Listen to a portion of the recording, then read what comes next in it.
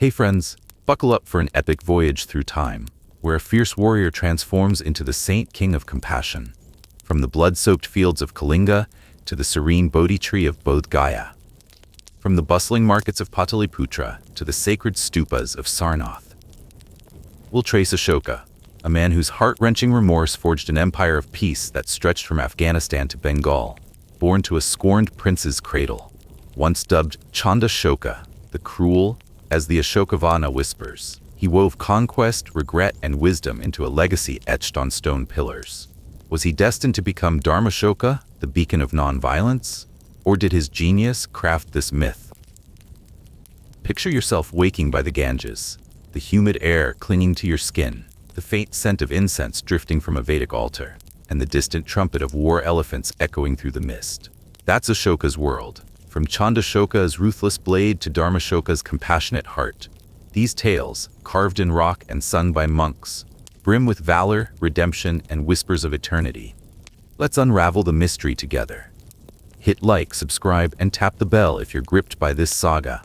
Comment where you're watching from and what time it is. It's electrifying to connect globally.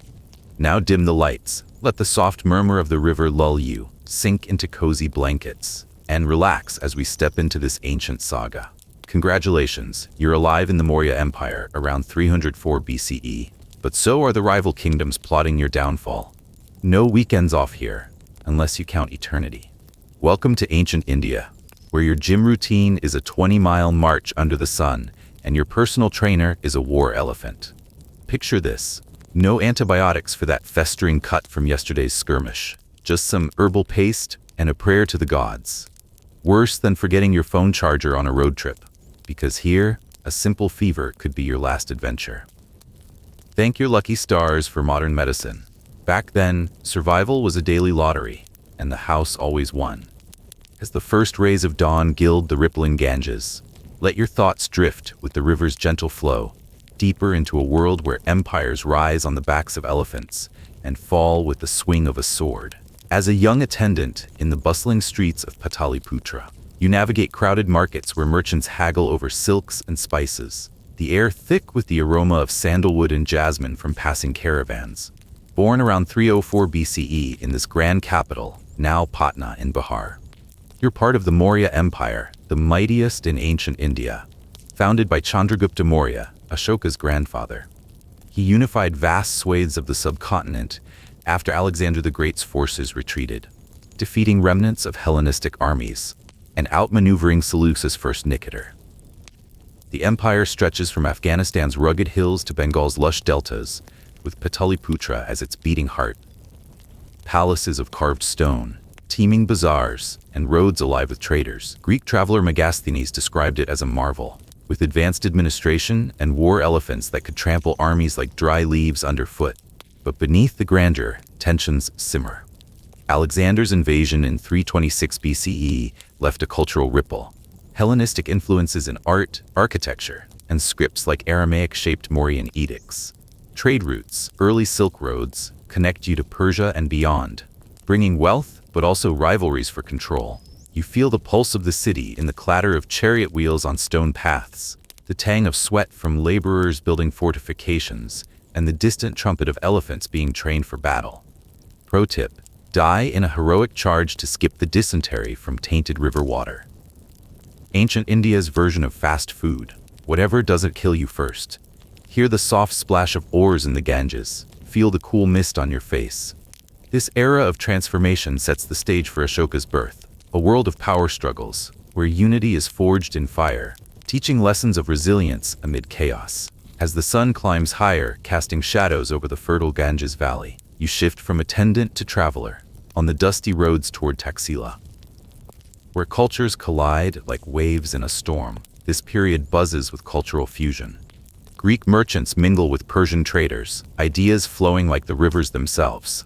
Taxila, a renowned center of learning in Gandhara, draws scholars from afar, philosophers debating Vedic texts, alongside echoes of Plato and Aristotle. You attend lectures under shady banyan trees, the scent of blooming lotuses wafting from nearby ponds, the scratch of reed pens on palm leaves, recording astronomical insights or medical treatises. Art evolves too.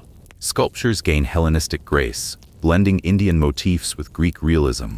Monks of emerging faiths like Buddhism and Jainism wander trade routes, spreading ahimsa, non-violence, and challenging rigid Vedic rituals. Ports like Kalinga and Barakacha hum with ships bound for Southeast Asia, exporting spices and gems, importing horses and metals. This diversity fuels innovation, but sparks rivalries. As kingdoms compete for trade dominance, think of Taxila as ancient India's Ivy League. Tuition and wisdom, no student loans. But watch out for those philosophy pop quizzes from wandering sages. Medieval TikTok, more like ancient scroll sharing. How to survive a Hellenistic invasion in 3 easy steps. Feel the smooth bark of the banyan under your hand. Hear the murmur of debates fading into the wind.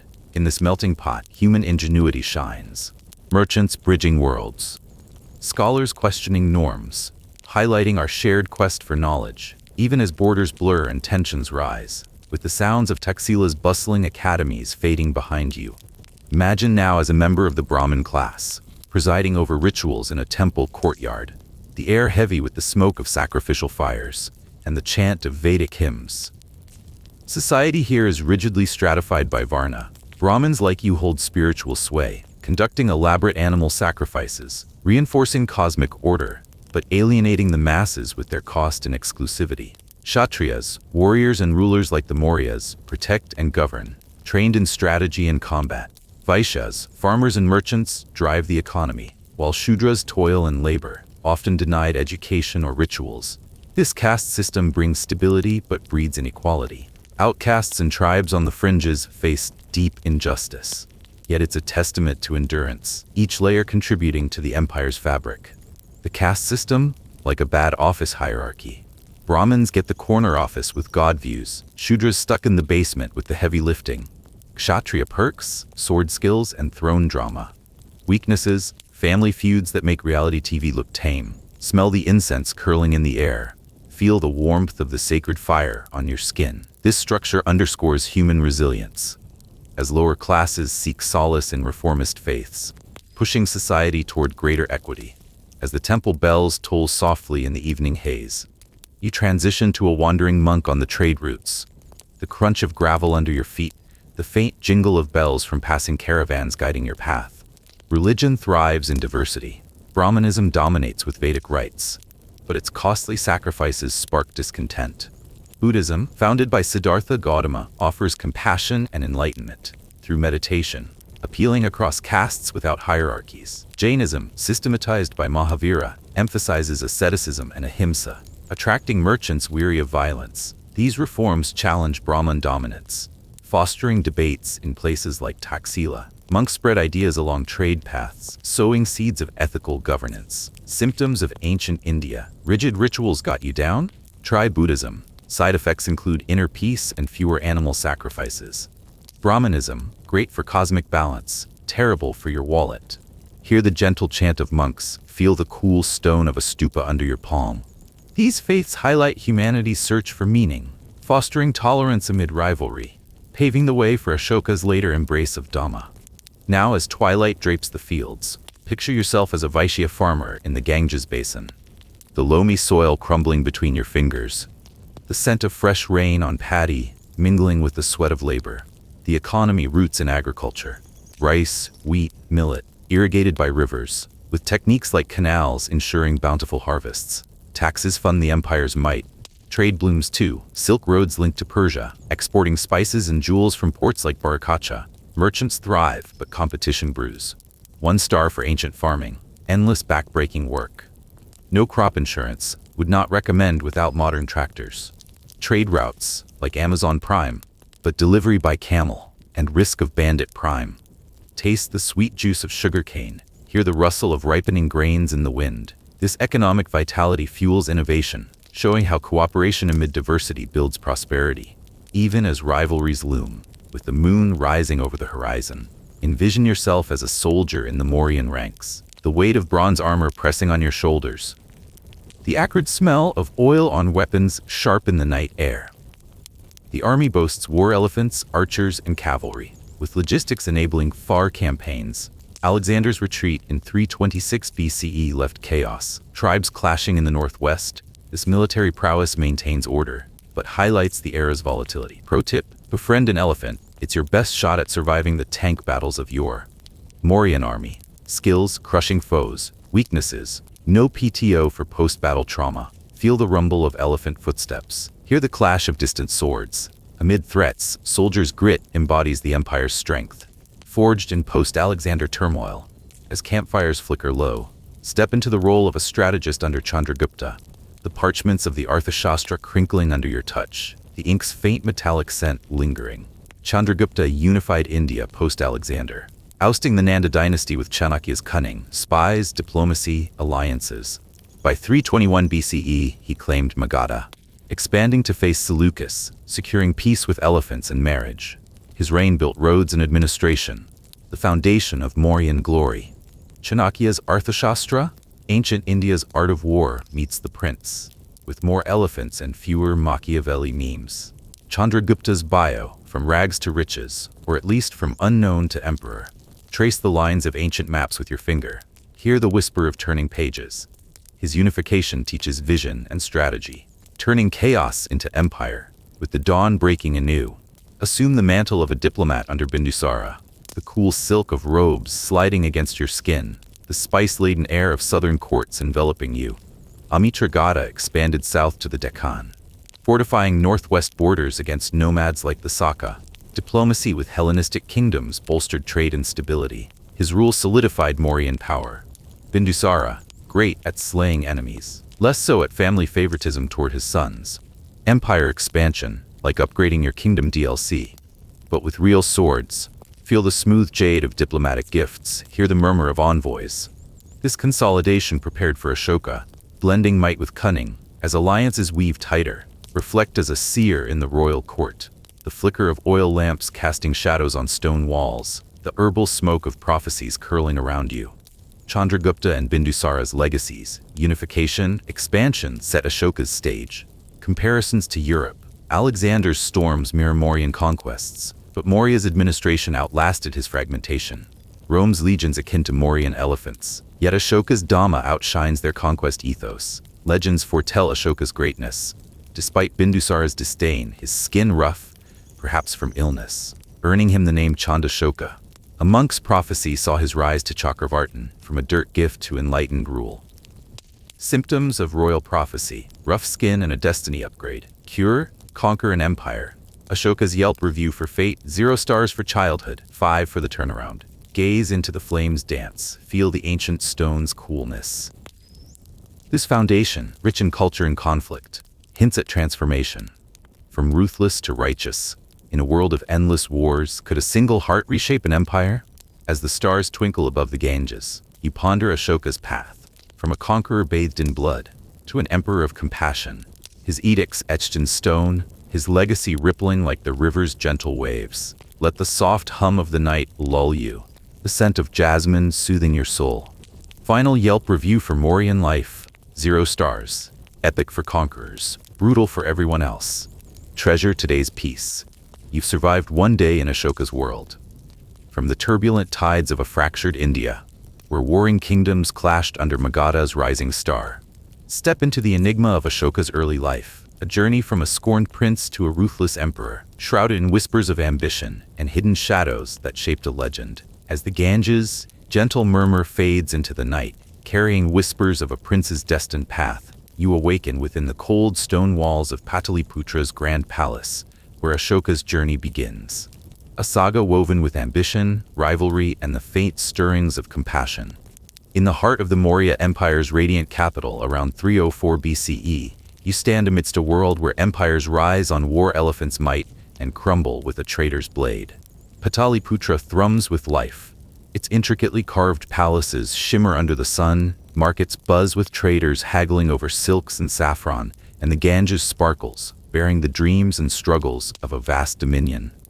Here, where Vedic hymns clash with Buddhist calls for compassion, and Chanakya's Arthashastra whispers ruthless strategy, you witness Ashoka's birth and rise, a prince shaped by brilliance, brutality, and a destiny that will transform history. You see Ashoka born around 304 BCE into the Maurya dynasty, son of Emperor Bindusara and Queen Subhadrangi, known as Dharma in some chronicles. a woman of humble roots, perhaps a Brahmin or commoner. A prophecy swirling through the incense-heavy air of Pataliputra's temples foretells her child as a Chakravartin, a universal ruler destined to elevate the empire and reshape the world. Though cloaked in myth, this prophecy casts Ashoka as fate's chosen, his life a tapestry of divine promise and mortal struggle. You watch him grow in a royal household teeming with siblings, perhaps exaggerated as 100 in the Ashoka Vedana, to underscore the cutthroat rivalry within the palace. Susima, Bindusara's eldest, looms as the favored heir, backed by courtiers and nobles. Ashoka, his skin roughened possibly by neurofibromatosis type 1, earns the scornful title Chandashoka, Ashoka the Cruel, from his father's disdain and his own fierce demeanor. This rejection burns, yet you see it ignite a relentless ambition, his sharp intellect and martial skill setting him apart in a court rife with intrigue. Picture a royal family drama fiercer than any reality TV show. Susima's the golden child, while Ashoka's the underdog, fighting for every scrap of respect. As a Kshatriya prince, you observe Ashoka's rigorous training, his days filled with the thunder of hooves, the twang of bowstrings, and the earth-shaking tread of war elephants, the Mauryan army's living battering rams. He masters archery, horsemanship, and elephant command, skills honed under the harsh sun of Pataliputra's training grounds. You follow him to Taxila, the empire's intellectual jewel in Gandhara. Here he studies under scholars amidst banyan groves, the air scented with lotus blooms. Vedic rituals, Buddhist compassion, Jain ahimsa, and Greek philosophy, echoes of Alexander's legacy, collide, shaping his mind. The Arthashastra, Chanakya's treatise on ruthless governance, teaches him espionage, diplomacy, and statecraft, while Taxila's diversity, Indian, Persian, Greek, reveals the empire's complex tapestry. He scribes notes on palm leaves, the scratch of the reed pen mingling with the murmur of debates, honing a mind that blends scholarly insight with warrior's resolve. Taxila's like an ancient university. No tuition fees, but plenty of life-or-death pop quizzes from rebel tribes. You see Bindusara test Ashoka's mettle, sending him to quell a rebellion in Taxila, a strategic hub where unrest threatens the empire's northwest frontier.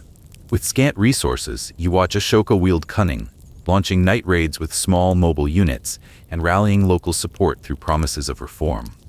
According to legend in the Ashoka Vana, though likely exaggerated, weapons appeared miraculously to aid him. But his true genius lies in turning adversity into triumph, punishing corrupt officials, restoring order. This showcases his gift for improvisation, turning disadvantage into advantage. Imagine pulling off a military win with makeshift gear, like winning a war with pitchforks and sheer grit. You trail Ashoka to Ujjain, a bustling trade hub in central India, where he serves as viceroy, governing a city alive with merchants trading gems and spices, and temples resonating with Brahmin chants and Buddhist sermons. You see him fortify roads, build irrigation canals, and quell banditry with swift cavalry strikes, securing trade routes that fuel the empire's wealth.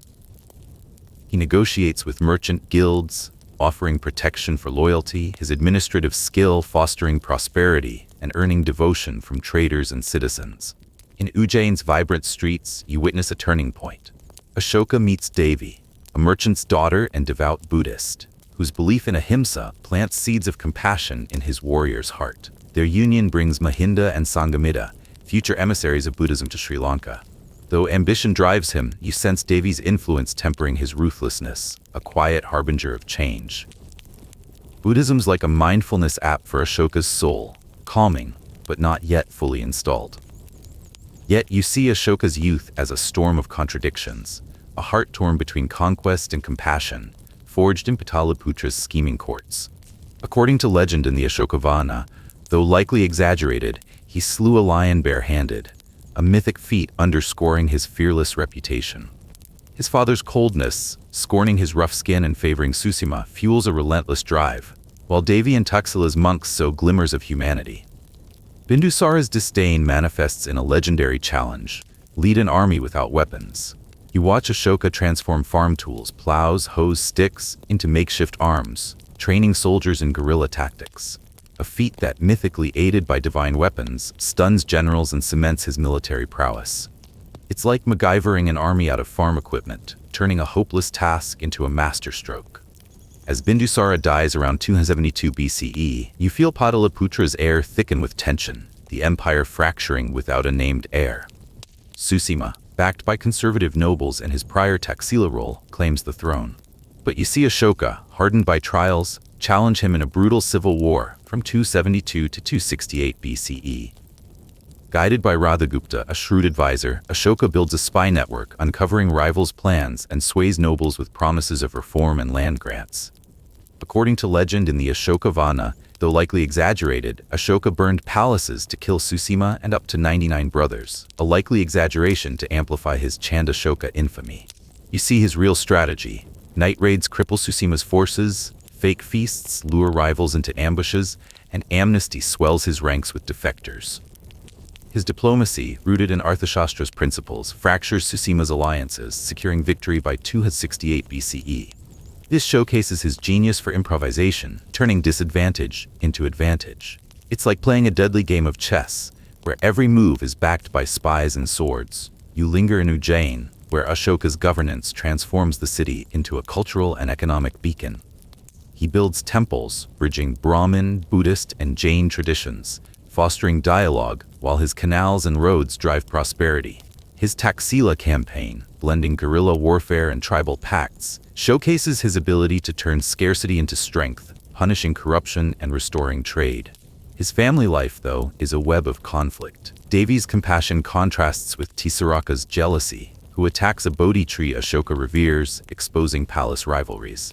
Karuvaki, another wife, supports his later welfare efforts, while Padmavati bears Kunala, a potential heir entangled in court intrigues. Tisaraka's drama is like a soap opera plot, but with sacred trees and royal stakes. You witness Ashoka's early ruthlessness. Tales of burning palaces and eliminating rivals cement his Chandashoka legend, a necessity in a court where power demands blood. Yet Devi's Buddhist teachings, and Taxila's reformist monks, plant seeds of compassion, stirring the latent Dharmashoka. The price of power, rival blood, Radhagupta's loyalty, and the psychological toll weighs heavy, foreshadowing his remorse after later conquests. His journey from a scorned prince to a ruthless emperor is a crucible of courage, cunning, and inner conflict. From Paliputra's cold halls to Ujjain's vibrant streets, you see a path marked by ambition and struggle, yet laced with the promise of transformation. Thank the stars for modern governance. Surviving Mauryan politics was like navigating a lion's den with a stick. Ashoka's early shadows, though dark, hold the light of change as you ponder the battles, within and without, that await.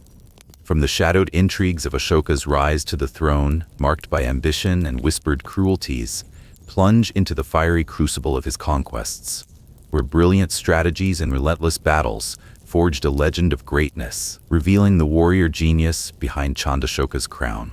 As the echoes of Pataliputra's palace intrigues fade, you step onto the scarred battlefields, where Ashoka's name is carved not in stone, but in the blood and dust of conquest. His brilliance as a warrior and strategist forging an empire, while stirring the seeds of a profound awakening. In the Maurya Empire's crucible of war, around the late 4th century BCE, you stand amidst the clamor of war drums, the ground shaking under the charge of war elephants, their trumpets mingling with the cries of soldiers and the acrid scent of iron and sweat. You witness Ashoka, once a scorned prince known as Chandashoka, wield a military genius that turns rebellion and rivalry into stepping stones for greatness. His victories both a testament to his intellect and a heavy burden leading to his transformation into Dharmashoka, the Emperor of Compassion. From the rebellious hills of Taxila to the brutal civil war for the Mauryan throne, you see a leader whose strategies blend ruthless precision with diplomatic cunning, each triumph etching his name deeper into history while weighing on his soul. Picture a chessboard where every piece is a life, and Ashoka plays with the foresight of a grandmaster, outwitting fate itself. Thank the stars for modern peace.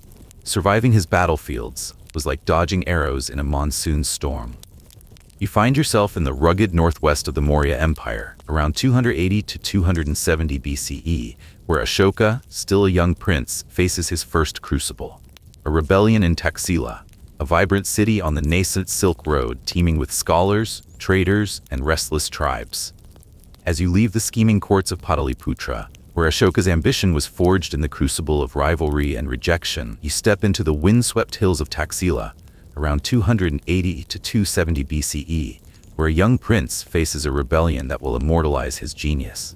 In the Maurya Empire's northwestern frontier, you stand amidst the dust and clamor of Taxila, a radiant jewel on the nascent Silk Road, pulsing with wealth and teetering on chaos. Nestled in Gandhara, modern northern Pakistan, its markets overflow with silks from East Asia, spices like saffron, cinnamon, and pepper, and gems, jade, rubies, sapphires, traded by Persian, Bactrian, and nomadic Saka merchants. The Khyber Pass, a rugged artery through the Hindu Kush, channels caravans laden with war horses, indigo dyes, and exotic goods, linking India to Central Asia and Hellenistic realms. Taxila's streets hum with cultural fusion. Buddhist monks chant beside Vedic priests, while Yavana Greeks carve statues blending acanthus leaves with lotus motifs, a legacy of Alexander's conquest in 326 BCE. Yet this vibrant diversity fuels unrest, a double-edged sword igniting rebellion against Mauryan rule. You witness Ashoka, scorned as Chandashoka for his rough skin and fierce resolve, transform this crisis into a triumph. His military prowess, diplomatic mastery, and visionary reforms marking his ascent from an overlooked royal to a Titus for the throne.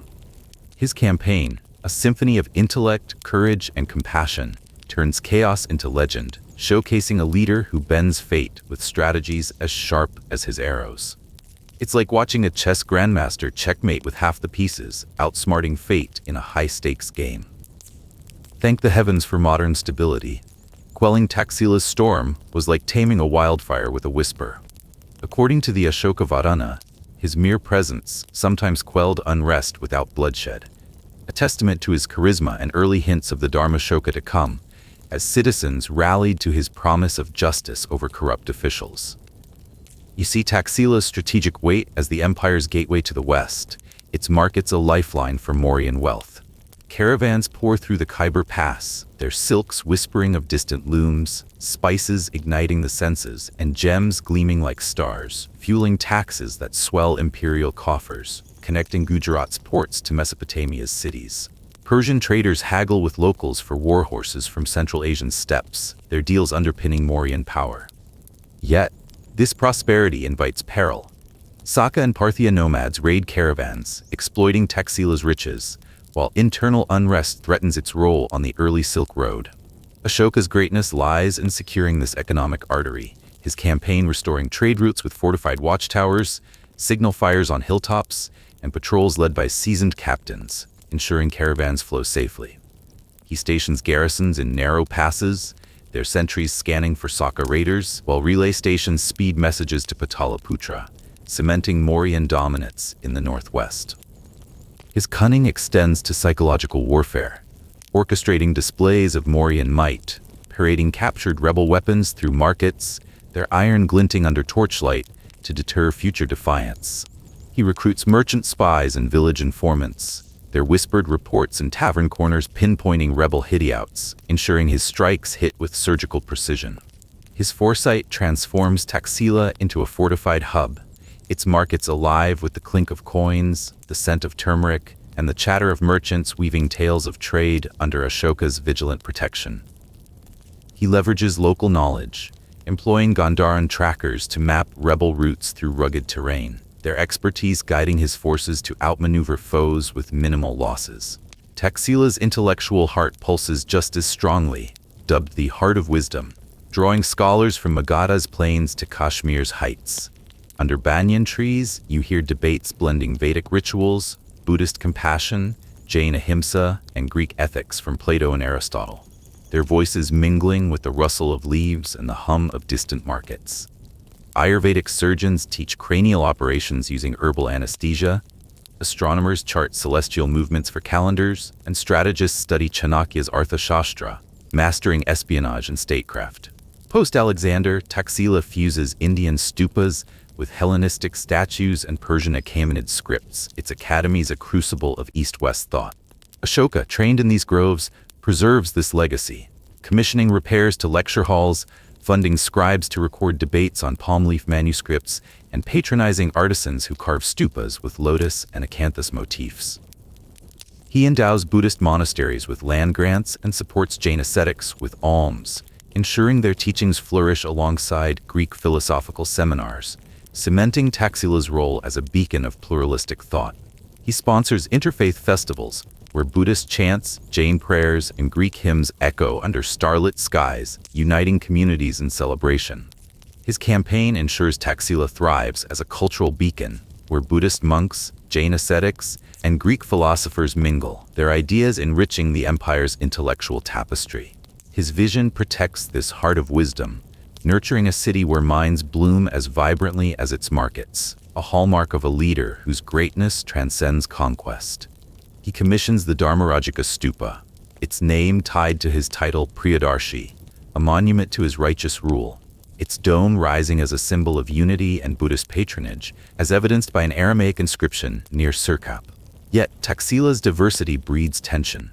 Its mosaic of peoples, Brahmin, Buddhist, Jain Indians, fiercely independent Kamboja tribes, Yavana Greeks tied to Seleucid realms, Persian settlers, and Saka nomads, clashing under Mauryan policies. Vedic rituals and centralized laws from Pataliputra, demanding taxes, land seizures, and conformity, alienate locals, their war cries echoing through Gandhara's hills. Kamboja warriors reject Vedic ceremonies and levies for horses and grain, while Yavana Greeks guard Hellenistic traditions, and Buddhist monks critique forced labor for forts and canals. This cultural friction, amplified by trade disruptions from Saka raids, ignites rebellion. Ashoka's brilliance navigates this labyrinth, addressing swords and souls with equal finesse. He holds assemblies in Taxila's shaded groves, sitting cross-legged to hear monks, merchants, and tribal leaders, offering translators to convey promises in local tongues, tax relief for traders, autonomy for Kambodjas, and respect for Greek customs. His empathy bridging divides, a foresight hinting at his later compassionate reign. He negotiates specific pacts, granting Kambodjas grazing rights for their herds, Greeks exemptions from Vedic rites, and merchants reduced tariffs, their gratitude sung in market ballads. He invites local poets to compose odes of unity, their verses recited in squares, knitting Taxila's diverse hearts together. His ability to unite disparate groups marks him as a leader who transforms division into harmony, a rare gift that elevates his campaign beyond suppression. He demonstrates mercy by pardoning minor rebel leaders who swear loyalty, their integration into local councils fostering reconciliation, a move that sows seeds of long-term stability. Under Bindusara's reign, 297 to 272 BCE, the Maurya Empire spans Afghanistan to Bengal and Deccan, its centralized rule a marvel yet strained by governing diverse regions. Bindusara, Amitragata, the foe slayer, builds on Chandragupta's legacy, but officials from Pataliputra, ignorant of local customs, sowed discord in Gandhara with heavy taxes and labor. The rebellion, around 280 to 270 BCE, erupts from corrupt officials who fleece merchants, seize lands for forts and canals, and demand unpaid labor, their greed eroding trust.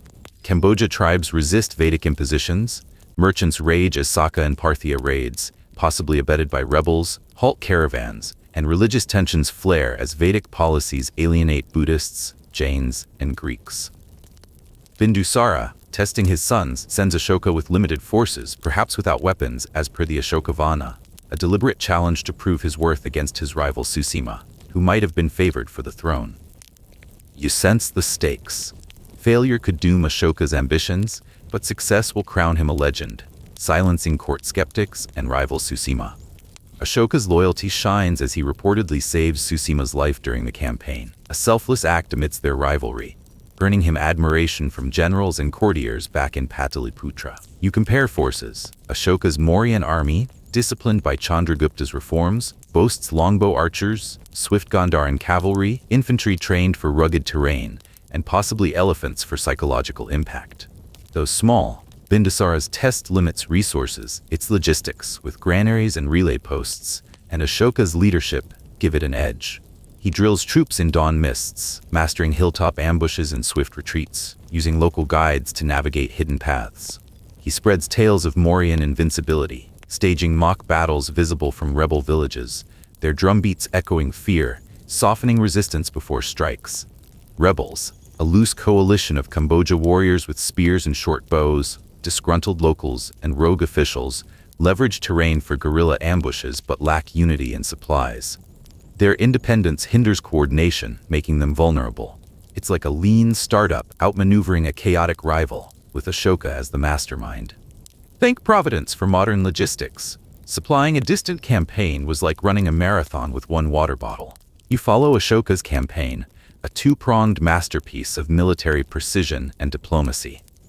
His spies, per Arthashastra, infiltrate markets, posing as traders or pilgrims to map rebel strongholds, their whispers blending with market din. Night raids with mobile units strike camps under moonlight, archers on ridges raining arrows, cavalry severing supply lines through narrow passes.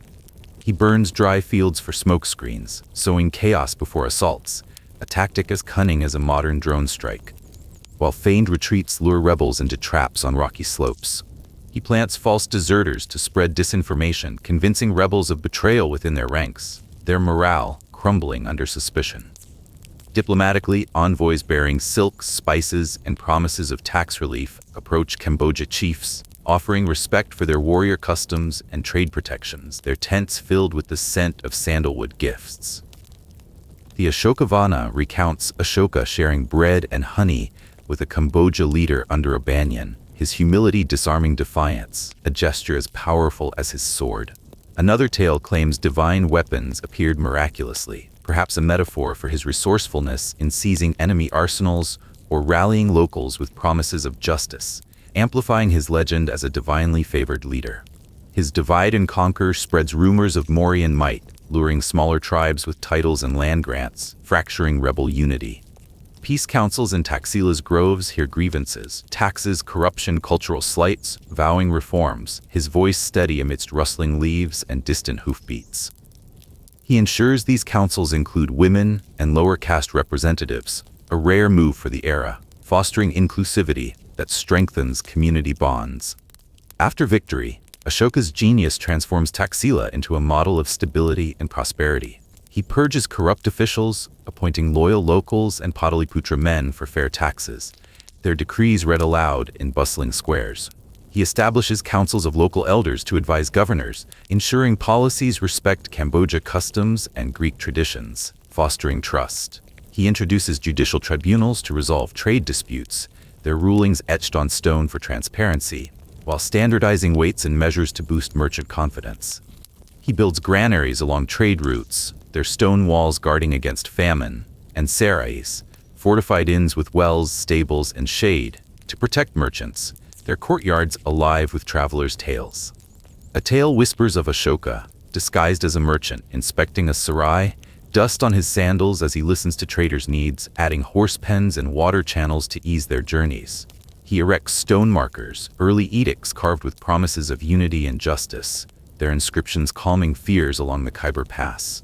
He commissions repairs to Buddhist stupas, Jain shrines, and Greek-style halls, funding artisans to carve intricate reliefs, blending lotus and acanthus motifs, ensuring Taxila's religious diversity thrives.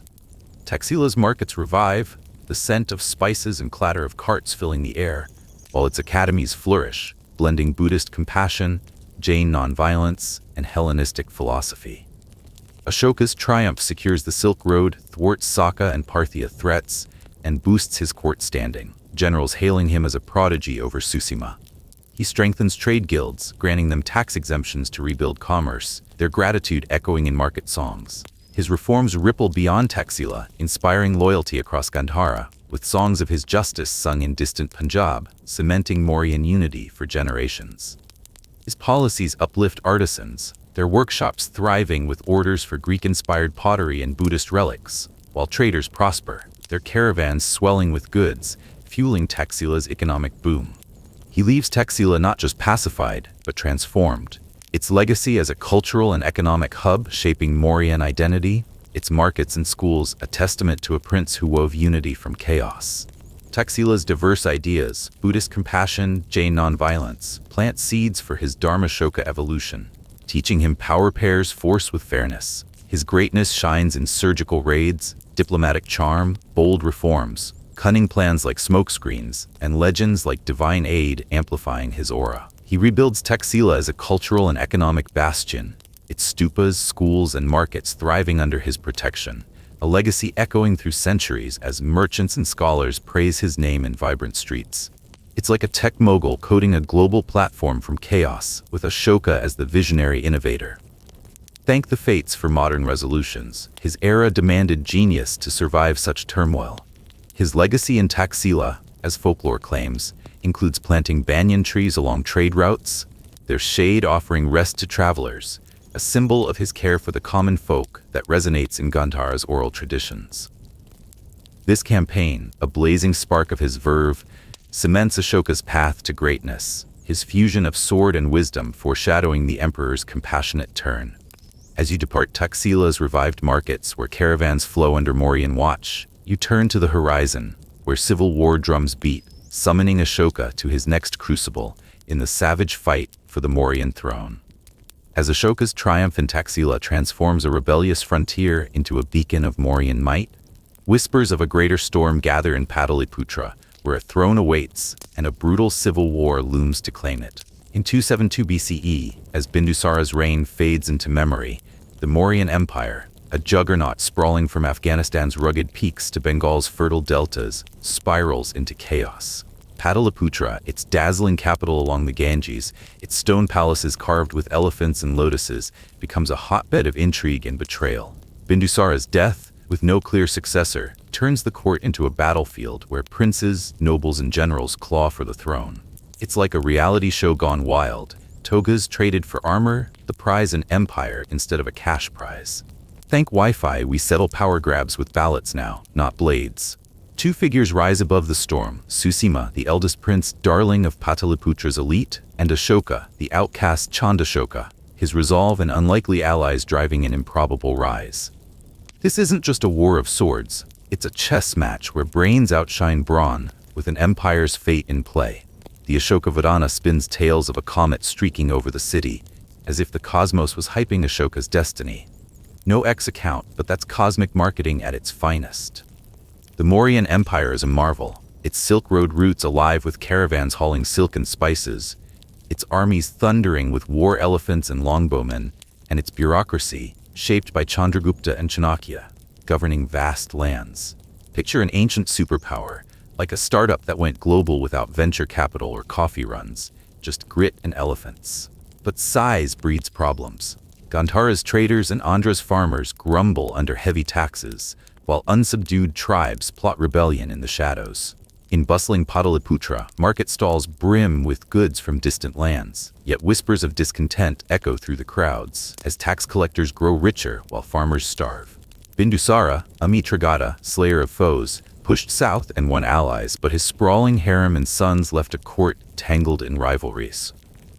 No Google Docs will hear. His family tree was a soap opera, more drama than a Netflix binge. Unlike the Seleucids or Achaemenids, with their tidy succession, Mauryan tradition allows flexibility, turning Pataliputra into a maze of whispered plots.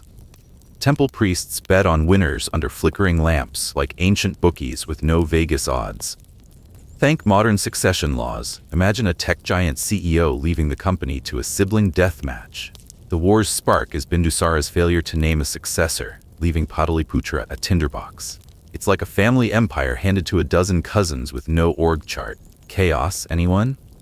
The Ashoka Vadana paints a court buzzing with rival princes from Bindusara's many wives.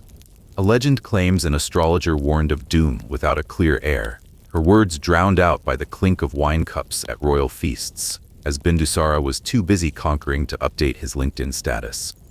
Susima, born to a powerful queen, claims the throne, backed by conservative nobles desperate to protect their gold-stuffed coffers. They clung to tradition like boomers to flip phones, terrified reform would shake their cushy lives. Ashoka, mocked for his rough skin, possibly neurofibromatosis, scholars guess, starts as the underdog. His father sneered at his looks. A tale says Bindusara called him unfit for royalty, a burn sharper than an ex-roast. Yet Ashoka's triumph in Taxila, quelling rebellion with strategy and charm, wins him battle-hardened generals and reformist officials. He once bested his father's test, arming peasants with pitchforks to prove his wit, like a startup founder pivoting with no budget. Hustle goals. Radhagupta, his sharp advisor, becomes his mastermind, weaving espionage and alliances. Folklore tells of Radhagupta meeting tribal chiefs by moonlight at a riverside shrine, the Ganges lapping at their feet, dangling autonomy like a deal closer on Shark Tank. No NDAs, just cunning. Susima's power rests on tradition. Pataliputra's old guard, enriched by Bindusara's stability, see him as their shield. He commands northern garrisons and throws lavish feasts, venison, Gandharan wine, to secure loyalty. Picture him tossing kebabs like a politician handing out campaign stickers, but loyalty doesn't stick like barbecue sauce. His refusal to tackle corruption, like the unrest in Taxila, alienates reformists who see him as a relic. He's like a CEO pitching clip art PowerPoints in a TikTok world. Charming, but doomed. Ashoka, shaped by Taxila and his Ujjain governorship, where he stabilized trade routes and built temples, embodies reform. His wife Devi, a Buddhist, whispers compassion in their Ujjain quarters, the scent of sandalwood mingling with her words, planting seeds for his later Dhamma, like an ancient TED Talk on empathy amid a sword-swinging era.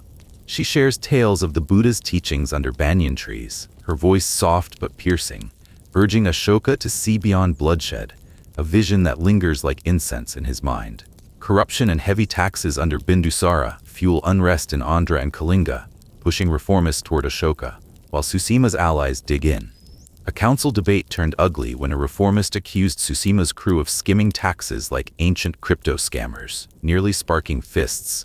Imagine that trending on X with Mauryan meltdown. The court's stone halls thrum with tension, nobles split between Susima's status quo and Ashoka's bold vision. The army fractures, veterans back Susima, while Taxila's elite units rally to Ashoka. Peripheral tribes in Andhra eye the chaos, ready to pounce. Merchants, whose caravans stuff imperial coffers, slip gold to both sides, coins slinking through alleys like shady crypto deals. Thank today's audits. Back then, you needed spies to catch a crooked clerk. This war forges Ashoka into a legend, testing his wit, resolve, and ruthlessness in a crucible of power.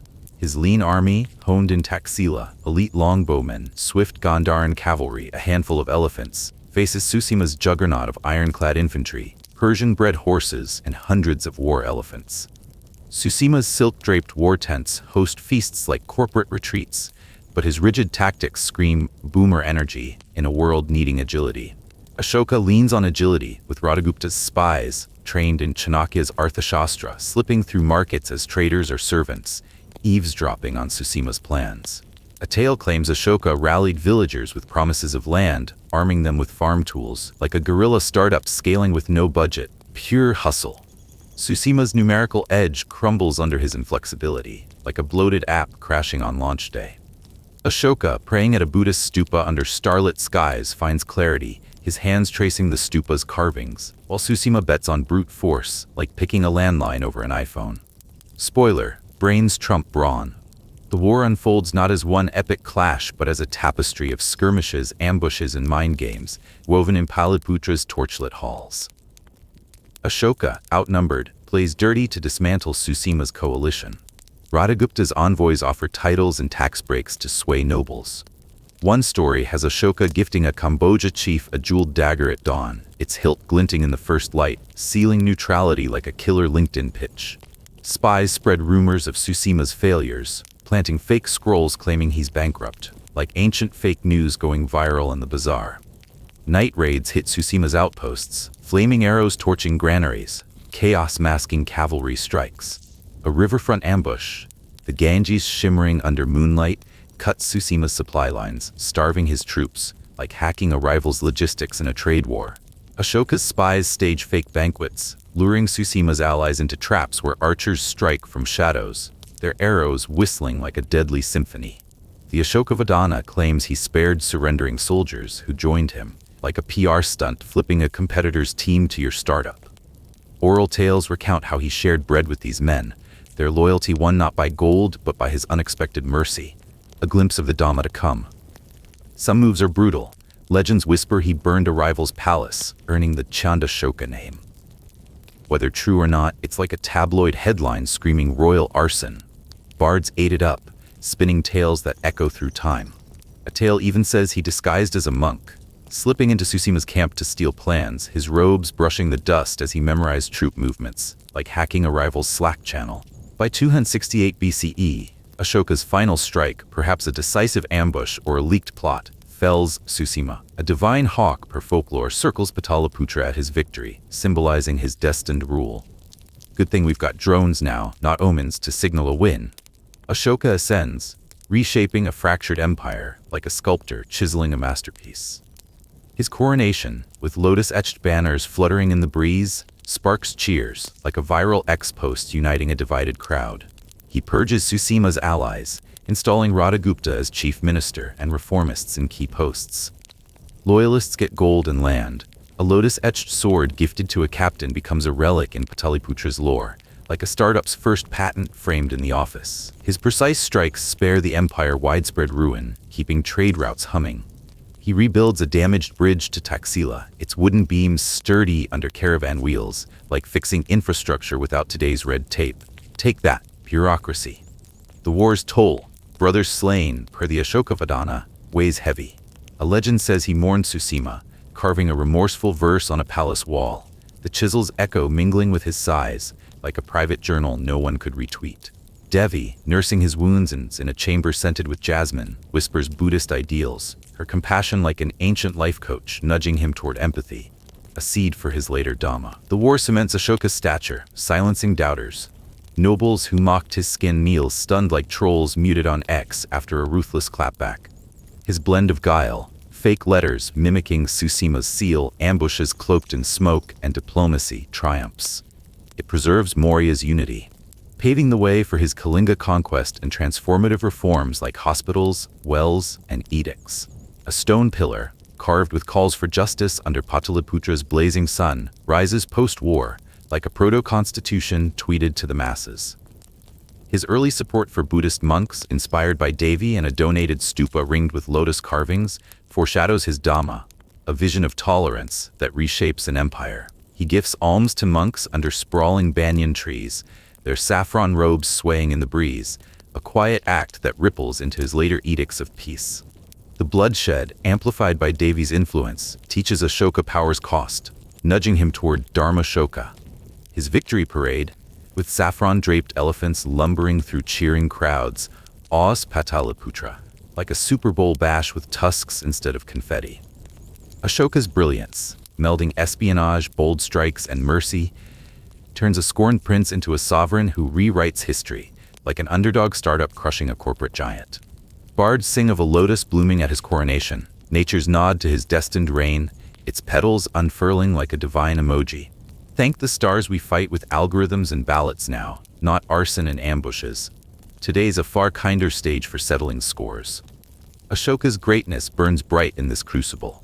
His mind, sharp as a blade, weaves espionage, cunning ploys, and bold command into a tapestry of power. Bards sing of a prince who turned scorn into sovereignty, like an underdog startup crushing a corporate giant.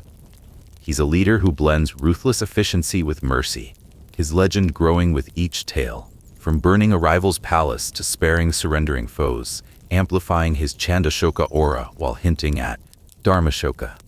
A folktale claims a lotus bloomed at his coronation, symbolizing his destined reign, like nature's verified badge. Another legend tells of a dream where a sage foretold his reign would unite the land, his crown gleaming under a prophesied dawn, a vision that fueled his relentless drive. These elements forge Ashoka's legacy, from a scorned prince to a king whose vision reshapes history. Thank the fates we've got algorithms to settle scores now, not arson and ambushes. What a time to be alive. As Ashoka's cunning and mercy secure the Mauryan throne amidst Pataliputra's treachery, a defiant Kalinga beckons, its coastal fortresses whispering of a bloody conquest that will shatter his soul and birth a new vision. In 260 BCE, 8 years into Ashoka's reign, the Mauryan Empire stands as a colossus, its reach stretching from Afghanistan's snow-capped peaks to Bengal's fertile plains, a mighty eagle soaring over the Indian subcontinent. Yet, along the shimmering shores of the Bay of Bengal, the kingdom of Kalinga remains a defiant jewel, unyielding to Ashoka's ambition. Its bustling ports like Tamarlipti and Pallur hum with trade, ships laden with pearls and silks sailing to Sri Lanka and beyond, while its stone fortresses and battle-hardened army guard its freedom. Its markets brim with spices, its temples like Jagannath's echo with chants, reflecting a vibrant culture. Legends say Kalinga's sailors boasted their ships could outrun storms, their sails catching the wind like kites over the Bengal Sea. In Tamralipti's crowded docks, fishermen mend nets, as children play among crates of coral and saffron, their laughter mingling with the cries of gulls, unaware of the war clouds gathering. Its navy, swift wooden vessels, guards its trade routes, a thorn in Ashoka's side. A tale claims Kalinga's king, perhaps Caravela, paraded hundreds of elephants through Pallur's streets, their trumpets echoing like a war cry, daring Maurya to strike. The Kalinga War is no mere conquest. It's a fateful clash that tests Ashoka's might and reshapes his soul, altering the destiny of an empire. Picture Pataliputra's torchlit halls buzzing with war plans, generals plotting over maps as the scent of sandalwood drifts from temples. Glad we've got Zoom calls on X today, where AI mediators broker peace faster than you can say trending hashtag. In council chambers, Radhagupta's voice cuts through debate, urging spies to infiltrate Kalinga's markets, while Devi, his Buddhist wife, whispers of peace amid war drums, her words like a gentle breeze in the storm. When Ashoka seizes the throne in 268 BCE, after a brutal civil war, the Mauryan Empire is a titan of the ancient world. From Pataliputra's grand palaces along the Ganges, adorned with elephant carvings, he rules a vast domain from Gandhara to Andhra. His army, a thunderous force of war elephants, swift cavalry, and sharpshooting archers, is backed by a bureaucracy honed by Chandragupta and Chanakya. Silk Road trade through Taxila fuels wealth, while Ashoka's early rock edicts proclaim his vision for unity. In Pataliputra's markets, merchants haggle over spices under colorful awnings, but whispers of unrest linger. Taxes weigh heavy, and corrupt officials stir discontent, their pockets lined with skimmed gold. At dusk, women carry clay lamps to the Ganges, praying for prosperity, while tax collectors' demands cast shadows over their hopes. Distant regions like Taxila simmer with resentment. Despite Ashoka's reforms, loyalists like Radhagupta in key posts, granaries built to feed the poor. Yet, the air crackles with ambition, as scribes in palace chambers draft edicts under flickering oil lamps, dreaming of a united India. Imagine nowadays influencers on Instagram Live, streaming unity speeches with AR filters, no quills or palace intrigue required. Kalinga, however, stands apart, its independence a glaring gap in Ashoka's dream of a unified subcontinent. Kalinga, nestled along the Bay of Bengal, is a prosperous kingdom, its ports like Tamralipti alive with traders from Java to Persia. In its vibrant bazaars, vendors hawk pearls and dyed fabrics, their voices rising above the clatter of ox carts, while priests in Jagannath's temple offer rice to gods, seeking blessings for their defiant land. Militarily, Kalinga is formidable. Its ironclad infantry, archers perched on hilltops, and war elephants rival Maurya's might. Coastal fortresses at Dali and Sisupalgar, ringed by moats, stand defiant, bolstered by rugged hills and jungles. A tale claims Kalinga's king, perhaps Caravela, paraded hundreds of elephants through Pallur's streets, their trumpets echoing like a war cry, daring Maurya to strike. Kalinga's navy, swift wooden vessels, guards its trade routes, a thorn in Ashoka's side. In Tamralipti's docks, fishermen swap tales of Kalinga's defiance, their nets heavy with fish but hearts heavier with war's looming shadow. A story whispers that Kalinga's king rebuffed Ashoka's envoy with a quip, "The sea bows to no river, nor Kalinga to Maurya." Whether true or not, it stings Ashoka's pride, a ruler eager to outshine Chandragupta's legacy. Some say Kalinga aided eastern tribes against Maurya, their gold slipping into rebel hands. Lucky we've got blockchain on X nowadays to track shady crypto deals, no cloaked spies needed. In Pataliputra, Ashoka prepares relentlessly, training elephants and warships, building granaries along the road to Bengal. In council halls, Radhagupta's sharp voice cuts through debate, urging spies to infiltrate Kalinga's markets, while Devi, his Buddhist wife, whispers of peace amid war drums, her words like a gentle breeze in the storm. Radhagupta, cloaked in shadow, meets informants by torchlight, plotting to unravel Kalinga's defenses. In our time, he'd be running a dark pool on TikTok, leaking coded strategies in viral dance clips. Kalinga fortifies its defenses, its people vowing to fight to the last breath.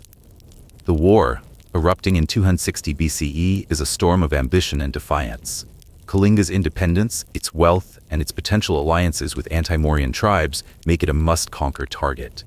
In Pataliputra's war room, maps sprawl across sandalwood tables as Ashoka's generals trace routes through Odisha's jungles, their fingers stained with ink. In our time, they'd be swiping through 3D battle sims on Netflix's interactive Bandersnatch-style war games, not parchment. A legend claims a seer foretold Kalinga's fall under a blood-red moon, a cosmic nod to Ashoka's destiny. No need for seers today. TikTok's algorithm predicts viral battles with eerie accuracy. For Ashoka, Kalinga is the final piece of a unified India, a test of his worth as Chandragupta's heir. He stands on Pataliputra's palace balcony, gazing east, his eyes burning with resolve as war drums echo through the city, a rhythm that drowns out the Ganges' gentle flow. Nowadays, he'd live-stream his war hype on Instagram, racking up millions of views with Kalinga conquest trending. This clash is Ashoka's greatest military triumph, yet it becomes his crucible. The Mauryan army, a juggernaut of tens of thousands, ironclad infantry, archers, and hundreds of armored elephants, overwhelms Kalinga's smaller but tenacious force. Ashoka's war elephants, draped in iron, charge like tanks through Odisha's fields, their trunks raised as if saluting victory. Their roars shake the earth, scattering Kalinga's defenders like leaves in a storm, while their handlers, skilled as modern pilots, guide them through chaos. Maurya's logistics, with roads and granaries ensuring supplies, outmatch Kalinga's limited resources. Ox carts groan under loads of rice, trailing dust clouds as they feed Ashoka's army. A supply chain so slick it'd make Amazon Prime jealous today. Kalinga's army, with fierce infantry, hilltop archers, and swift ships, fights valiantly, using jungles and moats for defense. A tale tells of a Kalinga ambush in a swamp near Dhauli, their arrows piercing the fog like deadly rain, yet Maurya's numbers overwhelm. Maurya's navy blockades Kalinga's ports, choking trade. One moonless night, Mauryan ships torch Palur's docks, flames dancing on the water like a grim festival. Imagine today's X-posts capturing that blaze in real time, with #Kalinga burns going viral. A fisherman fleeing the blaze later told of ships vanishing in smoke, a sight as haunting as a drone strike caught on livestream nowadays. Picture HBO turning this naval clash into a gritty Game of Thrones-style episode, complete with CGI flames and epic slow-mo. Ashoka's strategy is masterful. His pincer tactic encircles Kalinga with armies advancing from north and west. Radhagupta's spies, disguised as fishmongers, poison wells near Sisupalgar, forcing defenders to flee parched forts, their lips cracked under the relentless sun. One spy, cloaked as a wandering ascetic, slips into Kalinga's war council, memorizing plans as chants echo from nearby temples. His stealth would make a modern TikTok hacker jealous, slipping past digital defenses with a viral lip sync. Catapults hurl flaming missiles, setting Kalinga's wooden ramparts ablaze. A tale claims Ashoka inspected a catapult at dawn, tweaking its aim as if fine-tuning a drone today, his precision ensuring fiery devastation. Psychological warfare sows fear, spies spread rumors of Maurya's invincible elephants. One spy, posing as a refugee, whispers in Kalinga's markets that Ashoka commands a herd larger than the sea. Crumbling morale, like a viral X-post nowadays, tanking enemy spirits with a single meme. Kalinga's warriors, though brave, falter under disunity. Their generals bicker under torchlight, some urging fortress defense, others guerrilla raids, their voices drowned by the roar of approaching Mauryan drums, a discord as fatal as a startup's boardroom split. Imagine their arguments trending on Facebook Live today, with trolls flooding the comments with popcorn emojis. The battle rages fiercely. Mauryan elephants smash Kalinga's lines, while archers unleash arrow storms. At Sisupalgar, a Kalinga ambush in a swamp traps Mauryan infantry, their screams echoing as arrows pierce the dawn, but Ashoka's cavalry counters swiftly, cutting through like a blade through silk. A Kalinga archer perched on a cliff fells a Mauryan captain before falling to a spear, his body rolling into the river below, staining it red. Kalinga's fortresses fall, their stone walls crumbling under Mauryan siege engines. By the end, Kalinga is broken. Over 100,000 dead, villages razed, rivers red with blood. The Ashokavadana paints a grim scene. Smoke cloaks Odisha's skies for days, a shroud over shattered lives. A tragedy we'd see in 4K on Netflix today, with viewers binge-watching the horror unfold. Yet, victory scars Ashoka. Walking the bloodied fields, he sees a woman clutching her dead child, her eyes piercing his soul. The stench of death chokes him. A stark contrast to Pataliputra's jasmine-scented halls, shaking the conqueror within. A child's sandal, abandoned in the mud, catches his eye, a silent accusation that haunts his dreams. The Ashoka says this moment breaks him, birthing remorse. Devi, in a quiet chamber, her Buddhist prayers soft as a breeze, urges him to seek peace, her words planting seeds of Dhamma as she kneels by a small stupa, its stone warm from the sun. She shares tales of the Buddha's compassion under a banyan tree, her voice a beacon in his turmoil, guiding him toward a new path. He bans cruel weapons, seeks Buddhist monks like Upagupta, and vows no more conquests. A tale claims he knelt by the Ganges, praying for forgiveness under a starlit sky, his crown heavy with guilt. Imagine a leader today confessing on X, his viral thread sparking a global peace with Ashoka movement. Kalinga's fall completes Maurya's dominion, its ports boosting trade to Java and Persia. Ashoka rebuilds Tamralipti's docks, ships now sailing under Mauryan flags, their cargoes swelling imperial coffers, like a trade hub thriving on autonomous e-commerce drones today. Merchants cheer as trade flows freely, their ships gliding past rebuilt piers, a testament to Ashoka's vision for prosperity. He appoints compassionate governors to heal Kalinga's wounds, carving edicts on Dali's rocks calling for justice. One edict, etched under a blazing sun, urges kindness to all faiths, a message that dominates Instagram stories nowadays, racking up likes from billions. His remorse fuels Dhamma, a philosophy of compassion and nonviolence. He builds hospitals in Kalinga, their whitewashed walls a balm for war-torn souls, and plants banyan trees along roads, their shade a promise of care. He visits a hospital, his royal robes brushing against wounded farmers, promising aid as Devi's teachings echo in his heart. Ashoka sends monks to Sri Lanka and Greece, spreading Buddhism. Mahinda, perhaps his son, converts Sri Lanka's king, his sermons under palm trees sparking a faith that endures, like a TikTok guru today, dropping wisdom in 60-second clips to millions. Picture Netflix turning Mahinda's mission into a binge-worthy docuseries, trending worldwide. Kalinga transforms Ashoka from Chandashoka to Dharmashoka. His military genius, pincer attacks, naval blockades, spy networks, secures victory, but his greatness lies in his awakening. Bards sing of a lotus blooming at Dali post-war, a divine nod to his new path, like a viral Instagram filter today, glowing for all to screenshot. His edicts, etched across the empire, inspire leaders like Gandhi centuries later. A legend says a sage dreamed of Ashoka's reign uniting India under peace, his crown glowing at dawn, fueling his resolve. Another tale tells of a comet blazing over Kalinga as the war ended, a celestial sign of his transformation, as if the stars today streamed his redemption on HBO's epic finale. The war's cost teaches him power's price, making Maurya a beacon of tolerance. Thank our time's AA-driven peace summits on Zoom, resolving conflicts with data, not swords. Ashoka's greatness burns bright in this crucible. His mind, sharp as a blade, weaves espionage, cunning ploys, and bold command into a tapestry of power. Bards sing of a prince who turns scorn into sovereignty, like a startup mogul today, turning a TikTok trend into a billion-dollar empire. He's a leader who blends ruthless efficiency with mercy, his legend growing with each tale. From burning a rival's palace to sparing surrendering foes, amplifying his Chandashoka aura while hinting at Dharmashoka.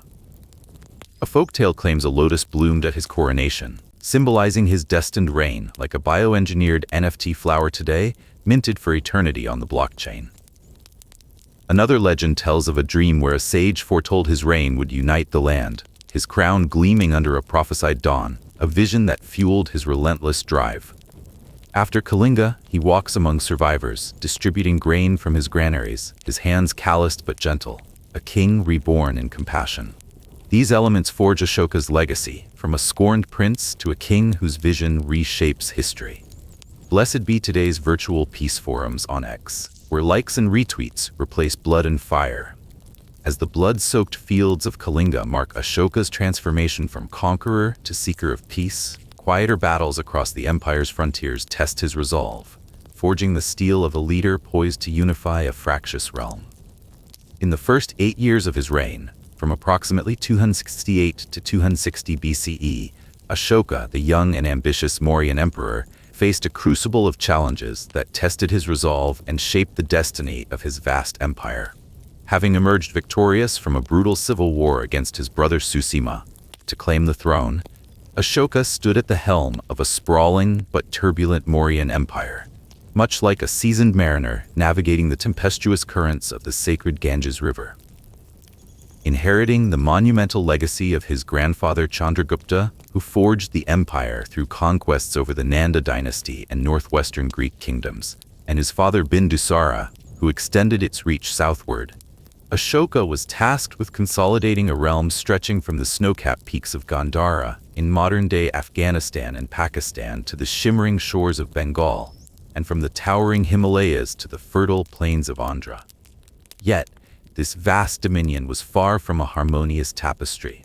Rebellions simmered in the southern regions of Andhra and Chola, where local tribes and small kingdoms clung fiercely to their traditions of independence. In the northwest, nomadic tribes such as the Saka and Parthia, with their swift cavalry and cunning guerrilla tactics, posed relentless threats to the empire's stability and its vital trade routes, particularly the nascent Silk Road. These minor campaigns, though often overshadowed by the monumental Kalinga War of 260 BCE, were the unsung pillars that upheld the Mauryan Empire's unity, secured its economic lifelines, and prepared Ashoka for his greatest military and spiritual trials. Picture the resplendent capital of Pataliputra, nestled along the banks of the Ganges, its stone palaces aglow under flickering torchlight as Ashoka and his seasoned generals pored over maps, strategizing for battles that would determine the fate of an empire.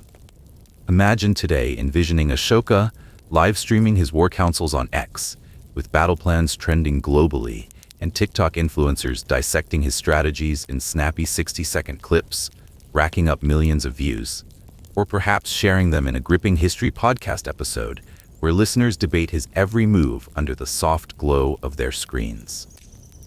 When Ashoka ascended the throne around 268 BCE, after a fierce and bloody struggle against Susima, he inherited a Mauryan empire that was both a marvel of ancient statecraft and a cauldron of complexity. Forged by Chandragupta's audacious victories over the Nanda dynasty and the Hellenistic successors of Alexander in the northwest, and expanded southward by Bindusara's relentless campaigns, the empire was a colossus, encompassing territories from Gandhara's rugged mountains to Bengal's lush deltas, and from the Himalayan foothills to the verdant expanses of Andhra. Pataliputra, the empire's beating heart, was a city of unparalleled grandeur, its intricately carved stone palaces and teeming marketplaces buzzing with merchants from across the known world. The Mauryan army, a formidable force, boasted thousands of war elephants, mighty beasts revered as the tanks of antiquity, swift cavalry trained for rapid maneuvers, and disciplined infantry honed for battle, all underpinned by a sophisticated administrative framework crafted by the legendary strategist Chanakya. The empire's prosperity flowed through its trade routes, notably the early Silk Road through Gandhara, where caravans laden with silk, pearls, precious stones, and exotic spices traversed the dusty trails, linking India to Persia, Central Asia, and beyond. Yet, the empire's sheer scale was both its strength and its Achilles heel. Distant regions like Taxila in the northwest, a hub of scholarship and commerce, or Ujjain in the central plains, a key administrative center, were prone to unrest, fueled by local resistance to central authority or mismanagement by overzealous officials. A tale from Taxila recounts how merchants, burdened by exorbitant taxes imposed by corrupt local governors, sent desperate petitions to Pataliputra, warning of brewing discontent that threatened rebellion. Ashoka, who had honed his skills pacifying Taxila before his coronation, understood that the empire's unity depended not solely on the might of arms, but also on the goodwill of its diverse peoples. To this end, he embarked on sweeping administrative reforms, appointing loyal and capable officials like Radhagupta to critical posts, and ordering the construction of granaries, rest houses, and wells along major highways to support both the military and civilian populations. These measures ensured smoother governance and bolstered the empire's resilience. Imagine nowadays Ashoka posting real-time reform updates on Instagram stories, with merchants flooding the comments with heart emojis and his governance clips going viral. Or perhaps sharing them in a Reddit thread where users debate his innovations like a modern tech mogul unveiling new apps. The Mauryan Empire faced persistent threats along its frontiers, particularly in the northwest and the south, where unrest and external pressures tested Ashoka's mettle. In the northwest, the nomadic tribes of the Saka and Parthia, hailing from the arid lands of modern-day Afghanistan and Iran, were a constant menace. Renowned for their lightning-fast cavalry and mastery of guerrilla warfare, these tribes struck fear into the hearts of traders and soldiers alike, frequently raiding caravans along the early Silk Road. A vivid story recounts a daring Saka raid on a caravan transporting pearls, silk, and rare spices from Taxila to Persia, where the attackers plundered the goods, slaughtered the escorts, and vanished into the hills, leaving a trail of chaos that disrupted vital trade networks. Such brazen acts not only undermined Mauryan authority, but also threatened the economic arteries that sustained the empire's wealth. Ashoka, recognizing the urgency, responded with swift and decisive campaigns to restore order and secure these critical routes. Today, picture Ashoka tweeting a triumphant update on X, with grateful traders retweeting en masse and merchants posting celebratory reels on Instagram. Or envision that victory as an Indiana Jones-style action epic, where his forces chase raiders through treacherous passes like a high-stakes adventure film. Another account tells of a Parthian band that ambushed a Mauryan outpost near Gandhara, seizing a cache of weapons and supplies before retreating into the mountains. Ashoka countered by deploying a specialized unit of archers and cavalry, who tracked the raiders to their hideout in a narrow valley, outmaneuvering them in a moonlit skirmish that restored Mauryan control. In our time, that nighttime chase would be a heart-pounding HBO special, with fans recreating the battle in TikTok skits, or perhaps a gripping history podcast episode, where hosts analyze his tactics like a true crime thriller.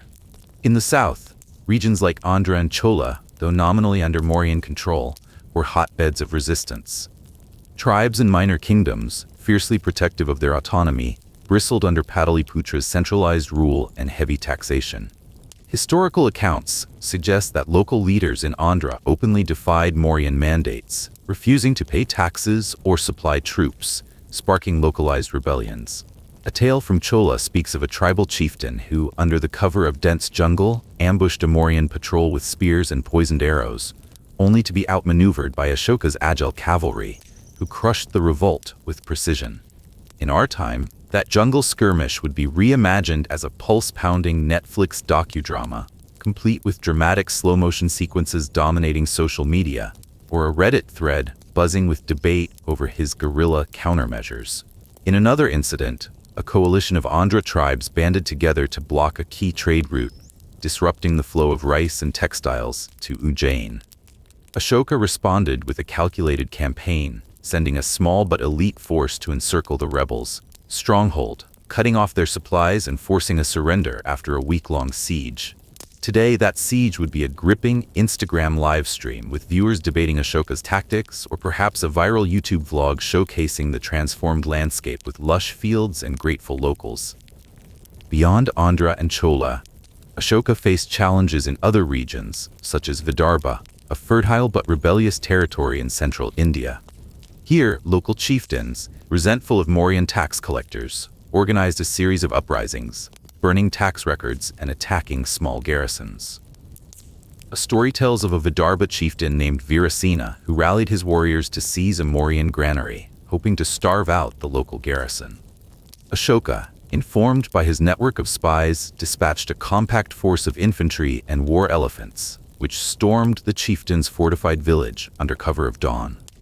The elephants, their trumpeting roars echoing through the misty fields, broke the rebels' defenses, and Virasena was captured. Imagine nowadays that dawn assault going viral on TikTok, with clips featuring dramatic elephant charges and millions of views, or a gripping history podcast where hosts recount the siege like an epic tale of strategy. To prevent further unrest, Ashoka ordered the construction of irrigation channels in Vidarbha, boosting agricultural output and winning over local farmers. In our time, he'd post a time-lapse of the channels on Instagram, sparking a flood of likes, or share it as a Reddit AMA where farmers discuss his innovative reforms. Another Vidarbha tale recounts a lesser-known uprising led by a warrior priestess named Kalyani, who inspired her followers with fiery speeches, claiming divine sanction to resist Mauryan rule. Ashoka's response was both military and diplomatic. He sent a small force to quell the revolt, but also dispatched envoys to negotiate with Kalyani, offering her a role in local governance in exchange for peace. Her acceptance stabilized the region. Today, negotiation would be a Netflix documentary, with fans praising Ashoka's diplomatic finesse, or a viral X thread debating his blend of mercy and might. In the eastern region of Tosali, another hotspot of unrest, Ashoka confronted resistance from coastal communities reliant on maritime trade. These communities, wary of Mauryan interference in their ports, staged protests that occasionally escalated into violence. A tale recounts a Tosali merchant leader who blockaded a Mauryan tax collection post, refusing to allow officials to inspect incoming ships. Ashoka responded with a dual approach: a naval detachment to secure the port and a diplomatic mission to negotiate with the merchants. The naval force, equipped with swift boats manned by skilled archers, dispersed the blockade, while Ashoka's envoys offered tax concessions in exchange for cooperation. Today, that naval maneuver would be a cinematic Netflix episode, with bustling port scenes trending online, or an Indiana Jones-style adventure where his ships chase rebels through misty waters. These efforts in Tosali ensured that eastern trade routes, vital for spices and pearls, remained under Mauryan control, bolstering the empire's economic strength. Another Tosali incident involved a group of fishermen who, angered by new Mauryan fishing regulations, sank a patrol boat in protest. Ashoka, learning of their grievances, sent a trusted official to mediate, promising to revise the regulations and build a new dock for their boats, turning dissent into loyalty. In our time, that dock's opening would be a viral YouTube vlog showcasing Tosali's thriving waterfront, or a Reddit thread where users celebrate his pragmatic reforms. These minor campaigns, though less celebrated than the cataclysmic Kalinga War, were pivotal in preserving the Mauryan Empire's cohesion and safeguarding its economic foundations. Their primary objective was to protect key trade routes, particularly the Silk Road through Gandhara, which generated immense revenue through taxes and commerce. A legendary account describes Ashoka dispatching a compact but elite force to a Gandharan trading post under threat from northwestern tribes, ensuring that Persian and Central Asian merchants could continue their journeys unmolested. Another tale speaks of a campaign in the Punjab, where a coalition of local tribes attempted to disrupt Mauryan control over a key river crossing. Ashoka's forces, using pontoon bridges constructed overnight, outflanked the tribes and secured the crossing, ensuring safe passage for trade caravans.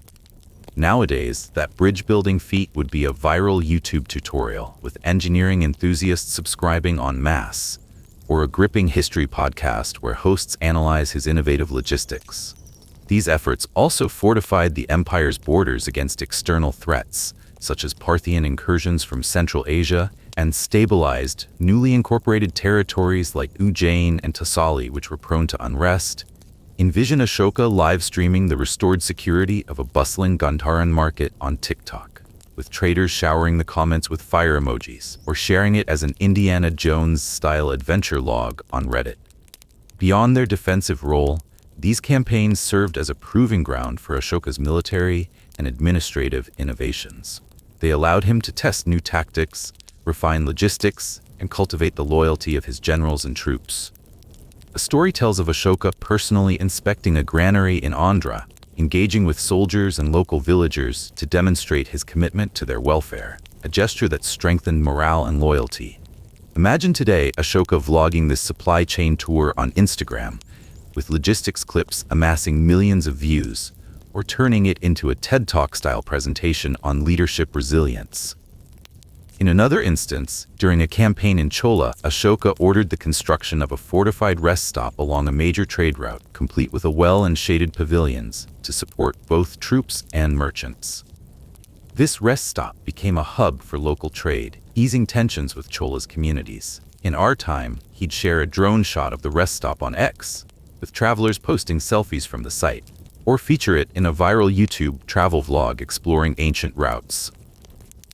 During these early years, with the throne still stained by the blood of civil war, Ashoka confronted a myriad of challenges that threatened to unravel the Mauryan Empire's fragile unity. From the lush, rebellious jungles of Andhra and Chola to the rugged, wind-swept hills of Gandhara, localized revolts and tribal aggressions tested the young emperor's resolve. Driven by a vision to forge a unified subcontinent and prepare for greater trials like the Kalinga War, Ashoka launched these minor campaigns to suppress insurrections, secure borders, and ensure the uninterrupted flow of commerce. Picture him standing in the opulent halls of Pataliputra's palace, his piercing gaze fixed on intricately drawn maps, each minor victory a carefully placed stone in the foundation of his dream for a cohesive empire. Today, he'd be strategizing live on a Facebook broadcast, with followers flooding the chat with digital confetti, or hosting a Reddit AMA on his tactical genius. In the south, Andhra and Chola's tribes and petty kingdoms resisted Pataliputra's heavy-handed taxation, which funded the empire's sprawling military and grandiose infrastructure projects. A tale from Andhra recounts a village defiantly refusing to pay grain taxes, proclaiming their lands sacred to local deities rather than the distant capital. Nowadays, those defiant farmers would ignite a tax revolt trend on TikTok, their cause going viral overnight with millions of likes, or spark a heated debate on a history forum like Reddit. In Chola, tribal leaders leveraged their knowledge of dense jungles to stage ambushes, but their lack of unity led to swift defeats. Imagine their resistance immortalized in a gritty HBO series, with rebel war cries echoing through cinematic forest chases, or as an Indiana Jones-style adventure where Ashoka's forces navigate treacherous terrain. In the northwest, the Saka and Parthian tribes, with their swift horsemen and guerrilla tactics, posed a graver threat, targeting Silk Road caravans and undermining Mauryan prestige. A vivid account describes a Saka raid on a Taxila caravan, where bandits plundered silk and gems, leaving a trail of slain guards and a direct challenge to Pataliputra's authority. Today, that brazen attack would dominate X, with merchants demanding swift action, or become a viral YouTube reenactment video capturing the chaos.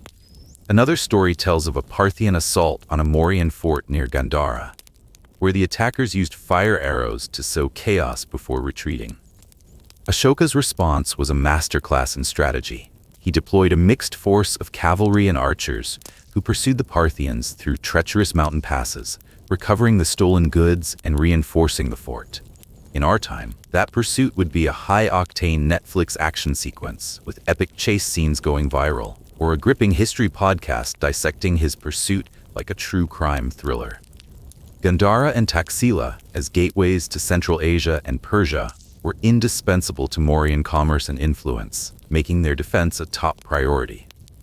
Ashoka's campaigns in the region fortified outposts and restored order. He'd secure these routes with blockchain-tracked trade ledgers, sharing the triumph on Instagram with celebratory reels, or turn it into a Reddit thread where users map out his defensive strategies. These campaigns were also a crucible for Ashoka's leadership, forged in the aftermath of civil war. They allowed him to refine military tactics, streamline supply chains, and secure the allegiance of his commanders. Today, picture him running virtual battle simulations on Netflix's interactive platform, hyping the upcoming Kalinga campaign, or hosting a Zoom webinar where experts analyze his logistics like a modern startup pitch. In a lesser-known campaign in Vidarbha, Ashoka faced a rebellion led by a coalition of local nobles who sought to establish an independent state.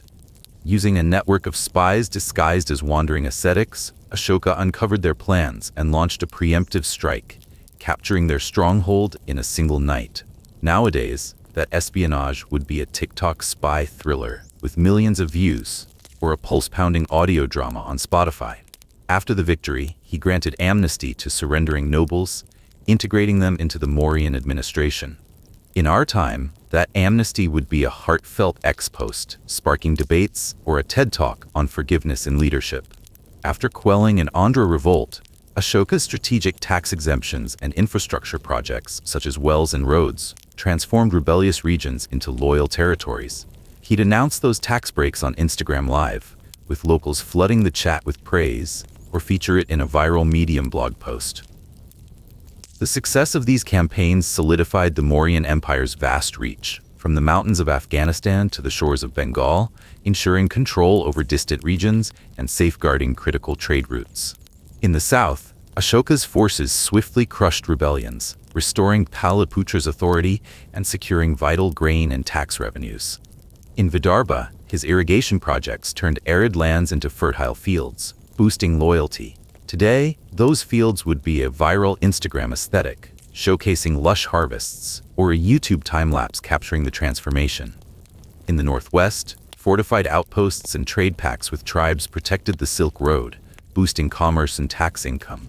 This unity would spark a viral Instagram campaign, resonating globally, or a Reddit thread celebrating his economic vision. In Tosali, securing the ports ensured maritime trade flourished, with ships carrying Mauryan goods to distant lands. In our time, those ports would be a YouTube vlog, showcasing bustling docks, or an Indiana Jones-style exploration of ancient harbors. These efforts laid the groundwork for the Kalinga campaign, providing resources and stability, while ensuring no distractions from external threats. This preparation would be a high-stakes Zoom strategy session, streamed on X, electrifying followers, or a podcast episode where hosts break down his foresight like a chess grandmaster.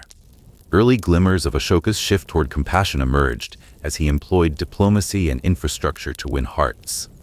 In Chola, after defeating rebels, he built a small temple to heal war's wounds. Today, that temple would be a viral TikTok aesthetic, radiating serenity, or a calming feature on a meditation app. In Gandhara, he planted banyan trees along trade routes for shade, a symbol of peace. In our time, those trees would be an Instagram filter, inspiring millions, or a nature documentary clip on YouTube. These campaigns sharpened Ashoka's multifaceted leadership, blending military prowess, diplomatic acumen, and administrative foresight. His tax relief and infrastructure projects in the south, such as irrigation canals, turned adversaries into allies. That gesture would be a viral X post, dominating feeds, or a TED Talk on sustainable leadership. In the northwest, trade agreements with Saka and Parthia transformed foes into economic partners. This diplomacy would be a Netflix documentary, stealing the spotlight, or a Reddit AMA on ancient negotiations. These campaigns planted the seeds for Ashoka's Dhamma philosophy, as he began grappling with the costs of power, paving the way for his profound transformation after Kalinga. In our time, his journey would be a sweeping Netflix epic, trending across platforms, captivating millions, or a history book club pick on Goodreads. As the blood-soaked fields of Kalinga mark Ashoka's transformation from conqueror to seeker of peace, quieter battles across the empire's frontiers test his resolve, forging the steel of a leader poised to unify a fractious realm. Having forged the Mauryan Empire's unity through relentless minor campaigns from 268 to 260 BCE, quelling rebellions with strategic brilliance, Ashoka faced the crucible of Kalinga, a war that shattered his warrior's heart and ignited a radical transformation. From the blood-soaked fields of Kalinga in 260 BCE, he emerged not as Chandashoka, the fierce conqueror, but as Dharmashoka, a visionary ruler whose stupas, edicts, and acts of compassion wove a tapestry of peace across a realm stretching from Afghanistan's rugged peaks to Bengal's shimmering shores.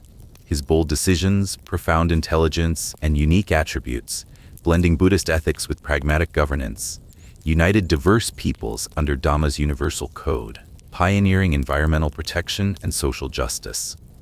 Picture Ashoka beneath Bodh Gaya's sacred Bodhi tree, its leaves whispering in the breeze, his heart heavy with remorse yet ablaze with hope for a harmonious world. Imagine him sharing this vision in an ancient TED-style sermon, captivating hearts across the empire. Kalinga's harrowing toll in 260 BCE, with tens of thousands slain and villages reduced to smoldering ruins, scarred Ashoka's soul, sparking a profound moral awakening. His Rock Edict 13 captures his anguish, fields strewn with bodies, the cries of grieving families echoing through the devastation. A tale from the Ashokavana recounts Ashoka wandering the battlefield, pausing before a grieving mother clutching her fallen child, her tear-streaked face a mirror of his guilt. "What have I wrought?" he whispered, kneeling amid the carnage, a moment that birthed his journey from conquest to compassion. Embracing Buddhism as an upasaka, lay follower, guided by the monk Upagupta's serene counsel, a true king conquers through peace. Ashoka adopted Dhamma, a universal ethic of compassion, truth, and responsibility. At a Paliputra monastery, he sat among commoners, his royal robes dusty, listening to Upagupta narrate the Buddha's life, vowing to rule with wisdom. Today, that sermon would be a spellbinding podcast episode, its soothing cadence trending on Spotify, drawing listeners into his transformation. Ashoka's post-Kalinga decisions reshaped the Mauryan Empire, blending Buddhist principles with pragmatic statecraft. He banned hunting and animal sacrifices, a radical break from Vedic traditions, replacing royal hunts with festivals distributing food and medicine. In Ujjain, a tale describes Ashoka transforming a planned sacrifice into a communal feast for the poor, where villagers, moved by his empathy, shared rice and lentils under banyan trees. Imagine that feast as a vibrant community potluck, its warmth captured in a viral YouTube vlog. His Dhamma, a flexible code transcending religious divides, united Brahmins, Jains, and tribal communities. At Pataliputra, he convened a grand council of faith leaders to discuss Dhamma's values, fostering inclusivity. Picture this as an ancient TED conference, with diverse voices harmonizing under torchlit halls. His edicts, carved on rocks and pillars, expressed remorse for Kalinga and urged ethical living. In Sarnath, crowds gathered around a pillar, its inscriptions gleaming in the dawn, inspired by their king's sincerity. Today, that scene would be a cinematic documentary, streaming globally on a platform like CuriosityStream. Ashoka swore off wars of conquest, embracing Dhamma Vijaya, conquest through righteousness. When a northwestern governor proposed attacking a rebellious tribe, Ashoka sent emissaries bearing silk and spices, securing peace without bloodshed, a diplomatic masterstroke that would spark a lively Reddit thread on ancient statecraft today. His economic foresight amplified these decisions, building wells and rest houses along trade routes from Pataliputra to Taxila boosted commerce, with historical estimates suggesting a 20% rise in tax revenue from increased trade. In Andhra, a new irrigation canal transformed arid fields, doubling crop yields and stabilizing local economies. Imagine farmers celebrating this on a bustling market live stream, their harvests trending online. Ashoka's intelligence shone in his innovative governance, blending Arthashastra's pragmatism with Buddhist compassion. He appointed Dhamma Mahamatras, officials tasked with ensuring ethical governance, resolving disputes, and aiding the poor. In Chola, a Dhamma Mahamatra uncovered a tax embezzlement scheme, restoring trust by redistributing funds to build a village school. Today, that justice would be a gripping courtroom podcast, resonating with listeners. His multilingual edicts in Prakrit, Aramaic, and Greek, placed in markets and crossroads, reached diverse audiences. In Taxila, Persian traders read an Aramaic edict calling for harmony, donating to a local rest house. Imagine that act sparking a crowdfunding campaign online, uniting global supporters. Ashoka's diplomatic mission spread Dhamma beyond India. In Sri Lanka, his son Mahinda converted King Tisa to Buddhism, planting the seeds for a lasting legacy. Picture this mission as a heartfelt storytelling session, its impact echoing in a modern oral history archive. His environmental policies were visionary, banning forest burning to protect ecosystems. In Ujjain, when villagers planned to clear a forest, Ashoka's official proposed irrigation channels instead, preserving the land and boosting agriculture. Today, this would be a Greta Thunberg-style campaign, inspiring eco-activists worldwide. In Gandhara, he mediated a water-sharing dispute between farmers and nomads, designing a canal system for equitable distribution. Farmers, once rivals, shared the first harvest under his watchful eye. Imagine this as a community-driven documentary, its message of unity trending on social platforms. Ashoka's uniqueness lay in his evolution from warlord to philosopher king, abandoning the war drum Bharigosa for the drum of righteousness, Dhammagosa. His edicts, among the earliest social policy documents, promoted equality and compassion. In Sarnath, farmers, inspired by a pillar's call to non-violence, ceased hunting deer, a shift that would resonate in a modern eco-warrior's blog, celebrating ethical living. He dismantled Ashoka's hell, a notorious torture prison, embracing forgiveness. In Andhra, he pardoned rebels, hosting them as guests in Pataliputra's palace. Picture this as a moving reconciliation ceremony, its warmth captured in a historical reenactment video. His environmental initiatives like planting banyan trees and protecting wildlife were pioneering. In Taxila, he established a wildlife sanctuary, saving a forest from destruction. Today, that sanctuary would be a virtual eco-tour, its serene vistas trending online. His legal reforms reduced harsh punishments, ensuring fairness. In Tosali, he granted tax exemptions to a mistreated fishing community, restoring their trust, a justice that would shine in a modern legal reform podcast. His architectural marvels, like Sanchi's Grand Stupa and Sarnath's Four-Lion Pillar, India's national emblem, were both spiritual and communicative. In Sanchi, artisans carved Dhamma's tails into stone, drawing pilgrims. Imagine a virtual 3D tour of the stupa, captivating global audiences. His hospitals for humans and animals offering free care were revolutionary. In Pataliputra, Ashoka visited an injured war elephant, ensuring its recovery. A compassionate act that would be a heartwarming social media post, touching millions. Ashoka's achievements transformed the Mauryan Empire into a beacon of tolerance and prosperity. His stupas from Sanchi to Lumbini became spiritual hubs, fostering unity. In Ujjain, a riverside stupa drew diverse communities to pray together. Today, that unity would be a vibrant cultural festival, live-streamed globally. His pillars communicated Dhamma, their inscriptions guiding ethical living. In Taxila, merchants funded a rest house after reading an edict, boosting local trade. Imagine that generosity as a viral crowdfunding story online. His hospitals and wells supported millions, with trade routes flourishing under his infrastructure, increasing economic output by an estimated 20%. In Andhra, merchants under a banyan tree thanked Ashoka for new wells, easing their journeys. A scene that would be a serene travel vlog showcasing ancient hospitality. His diplomatic missions, like Mahinda's to Sri Lanka, globalized Buddhism, cementing his influence. Picture this as a modern cultural exchange program, uniting nations. Picture Ashoka at Sarnath, his pillar gleaming under the sun, or in Taxila's sanctuary, birdsong mingling with his thoughts of peace. From Kalinga's ashes, he wove a legacy of compassion, blending wisdom and empathy to unite a diverse empire. His transformation from conqueror to philosopher king, etched in stone and rooted in Dhamma, reshaped history. A vision that would inspire a modern global summit, its message of peace echoing through time.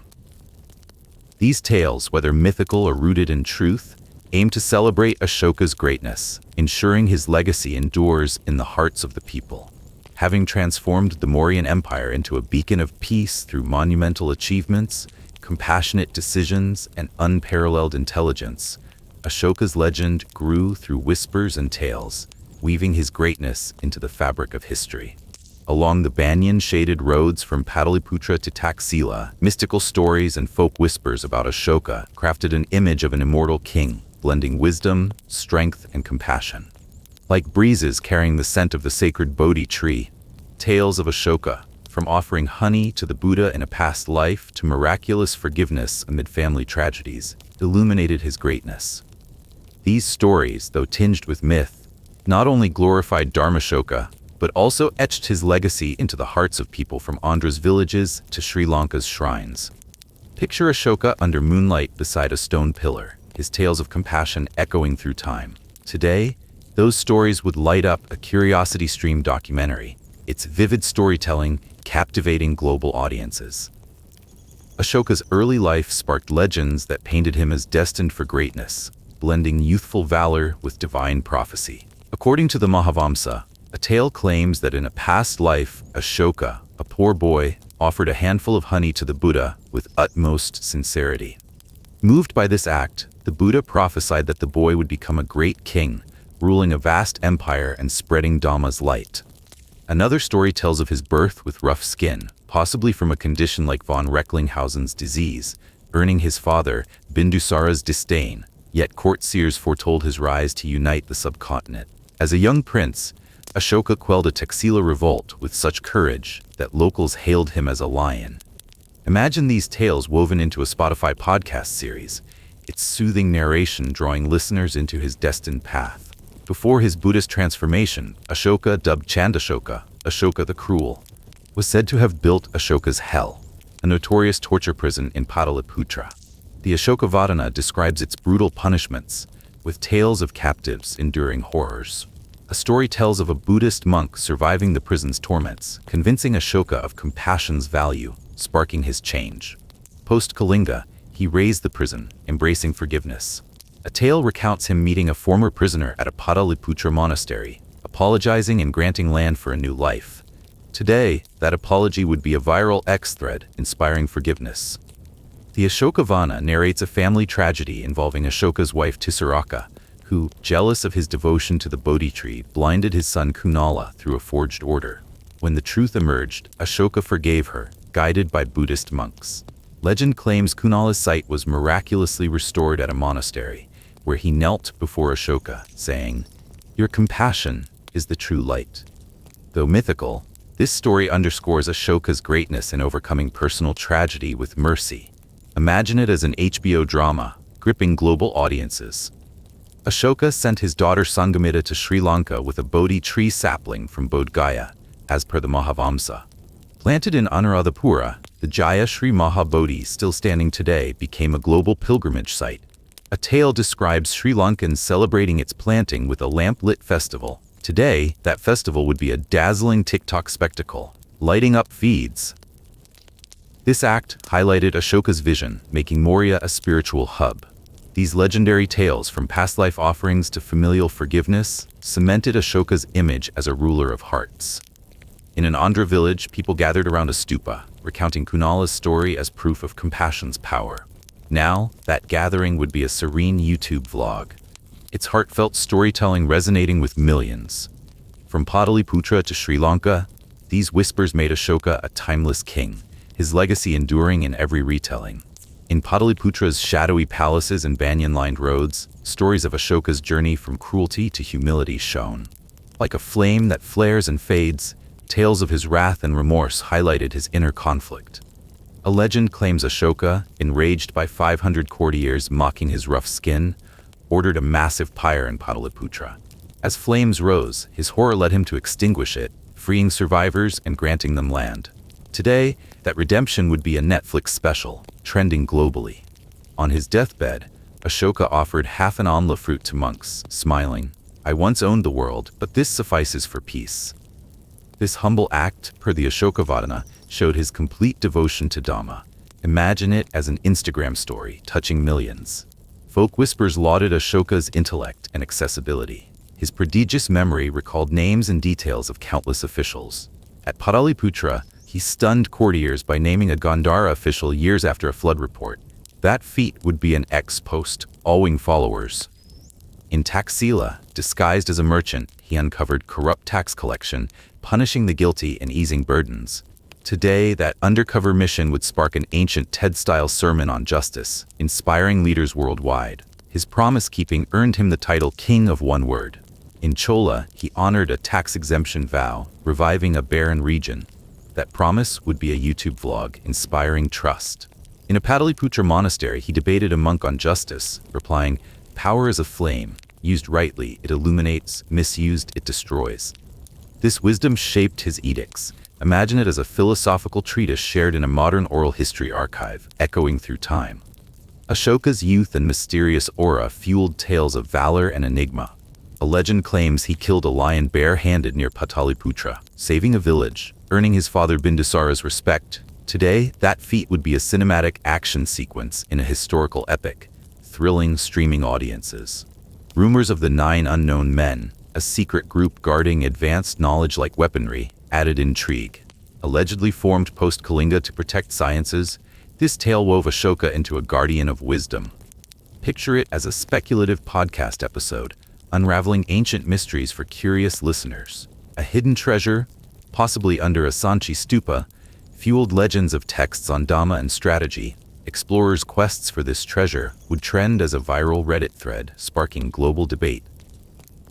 These stories, whether true or mythical, painted Ashoka as a lion-like warrior turned sage, his journey from Pataliputra to Bodh Gaya etching a timeless legacy of compassion.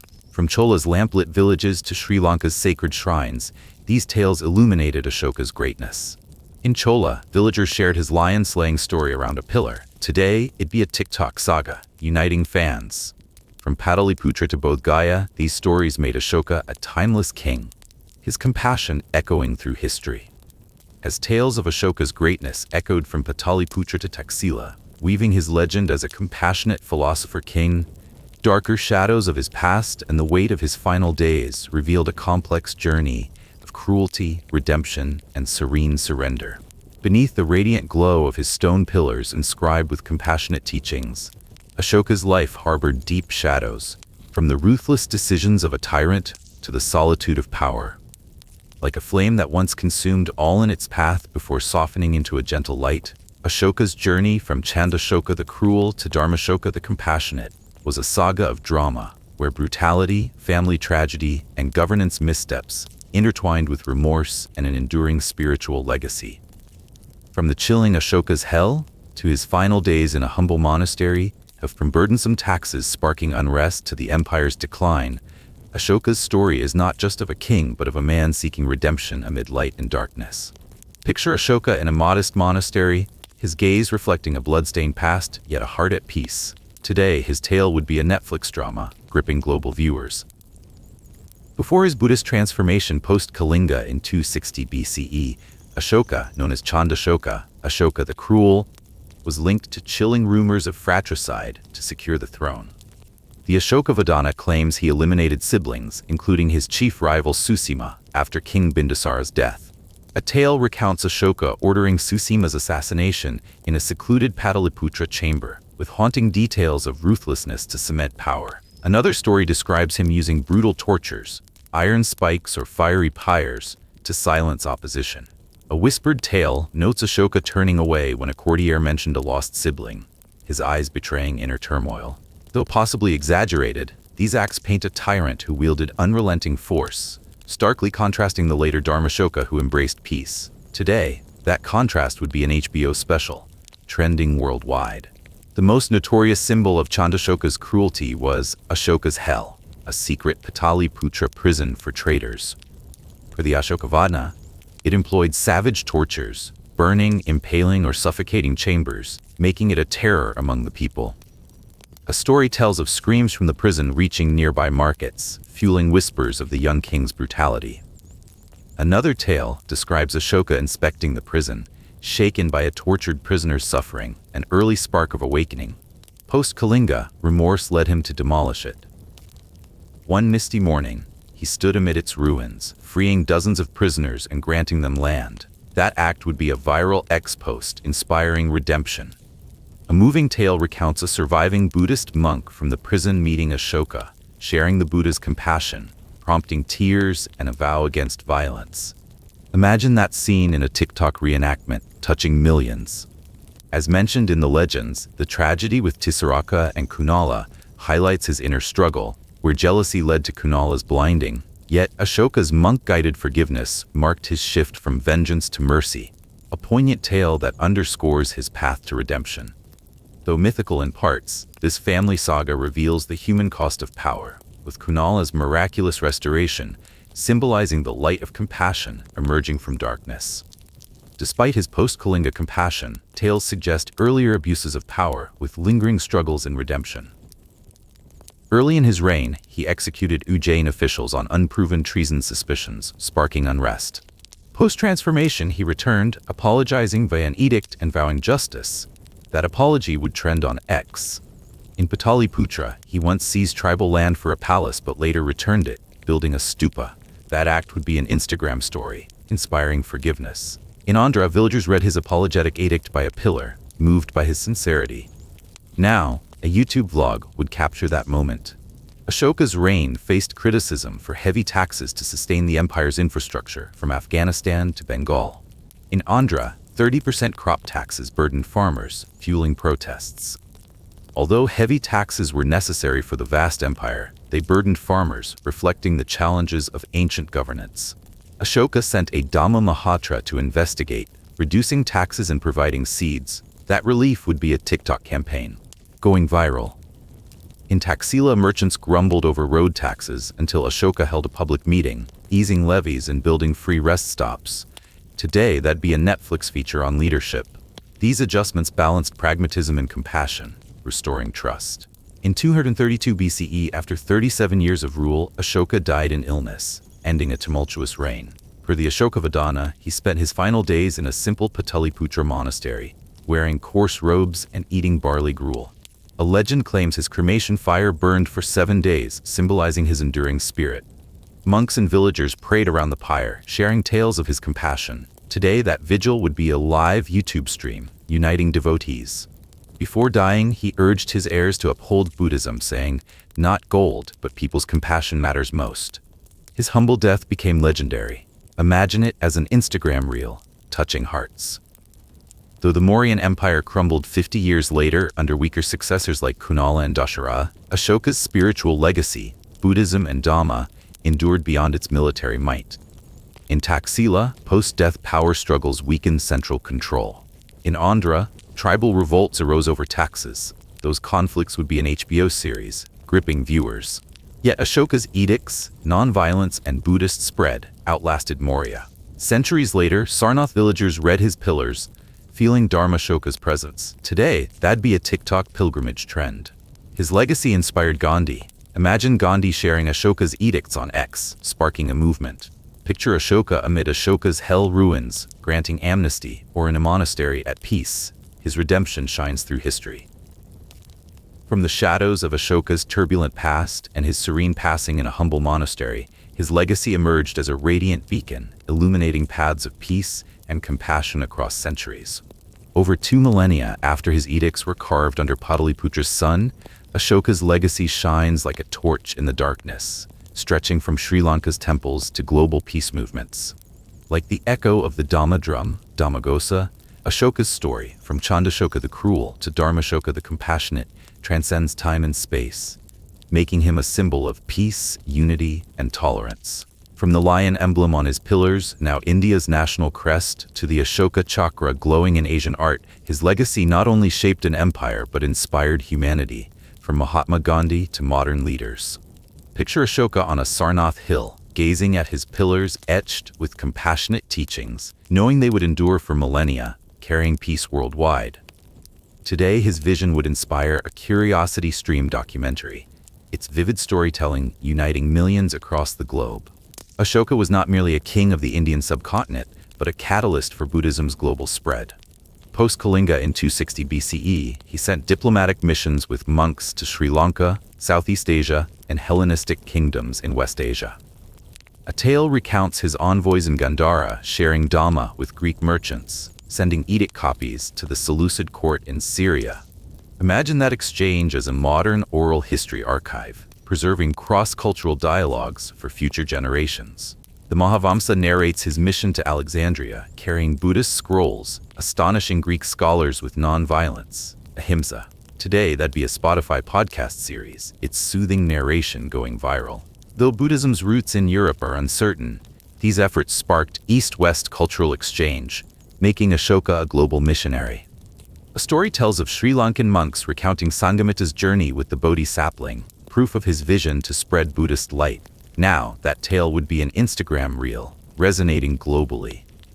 Ashoka's Dhamma, emphasizing nonviolence, compassion, and religious harmony, made him a peace icon, inspiring Mahatma Gandhi's nonviolent independence struggle. A tale recounts Gandhi reading Ashoka's Sarnath edicts, saying, "Ashoka taught us true strength lies not in swords, but in compassion conquering hearts." His ahimsa-shaped global movements, from Martin Luther King Jr.'s civil rights struggle to South Africa's anti-apartheid fight. Imagine Gandhi sharing Ashoka's words in a global peace summit, its message echoing through modern conference halls. In an Andhra village, modern locals gather by an Ashoka pillar, reading its peace inscriptions, feeling his legacy. That scene would be a YouTube vlog, inspiring millions. Ashoka's peace legacy isn't just history, but a flame guiding nonviolent movements worldwide. Ashoka unified the Indian subcontinent from Afghanistan to Bengal, akin to Augustus Caesar. Like Augustus Roman roads, Ashoka built trade routes in Taxila, aiding merchants and pilgrims. Today, that'd be a Netflix special on infrastructure. Unlike Augustus's military and legal focus, Ashoka used Dhamma Mahamatras to ensure welfare, blending compassion with governance. A tale recounts a Seleucid envoy in Pataliputra comparing Ashoka to Hellenistic kings, awed by his ethical rule. That comparison would spark a modern academic podcast, dissecting ancient leadership with global scholars. His unification bound not just lands but hearts, marking him a global leader. The lion capital of his Sarnath pillar, now India's emblem, symbolizes strength, courage, and compassion. A story tells of 1947 leaders choosing it, seeing Ashoka's shift from conquest to spirituality. Today, that choice would trend on X. The Ashoka Chakra, with 24 spokes, graces India's flag in Asian art, from Sri Lanka's temples to Thailand's statues. At Anuradhapura, pilgrims view the chakra, recounting Ashoka's story. That'd be a TikTok aesthetic, drawing virtual pilgrims. These symbols bridge past and present, uniting Asia. In modern India, Ashoka is a global, innovative, tolerant leader. His transformation from violence to love inspiring non-violent movements. At a Delhi museum, students learn how he turned a warlike empire into a compassionate society. That lesson would be a YouTube tutorial shaping youth. His influence spans global civil rights, with scholars comparing him to Marcus Aurelius for ethical rule. Imagine that debate in a modern oral history archive, its insights resonating with historians worldwide. From India's emblem to Southeast Asian temples, Ashoka's cultural legacy endures. Compared to Constantine, who embraced Christianity post-Milvian Bridge in 312, Ashoka's post-Kalinga Buddhist shift prioritized non-violence over Constantine's militarized faith. While Constantine focused on militarizing Christianity to unify his empire, Ashoka prioritized non-violence, creating a profound distinction in their legacies. While Constantine built churches, Ashoka sent monks to Sri Lanka. That mission would be a Netflix epic. His edicts promoted religious tolerance, unlike Constantine's Christian focus. That contrast would spark an X-thread. Both left lasting symbols, Ashoka's lions and chakra, Constantine's cross and Constantinople. But Ashoka's non-violence stands unique. Ashoka's legacy lies not in Maurya's fleeting empire, but in Dhamma's enduring power seen in his edicts, lion symbols, and chakra. India's emblem evokes a king who turned war's roar into conscience's voice. Today, it'd be an Instagram icon, uniting nations. At Bodh Gaya, pilgrims read his edicts under the Bodhi tree, feeling his presence. That'd be a TikTok pilgrimage, going viral. From Sri Lanka's temples to global non-violent movements, Ashoka's compassion proves a king can conquer hearts, not just lands. In today's world, Ashoka reminds us that personal transformation can reshape history, inspiring leaders to choose compassion over conquest. Ashoka's story concludes, but his legacy continues to inspire. Share your thoughts in the comments below. As night falls, let Ashoka's story from fierce warrior to compassionate sage bring peaceful dreams. Good night. We've just journeyed through the timeless saga of Ashoka, where a warrior stained by Kalinga's blood rose to become Dharmashoka, the saint king of compassion. From the war-torn fields of 260 BCE to the serene Bodhi tree of Bodh Gaya, from Pataliputra's bustling markets to Sarnath's sacred pillars, Ashoka wove conquest, remorse, and wisdom into an empire of peace spanning Afghanistan to Bengal.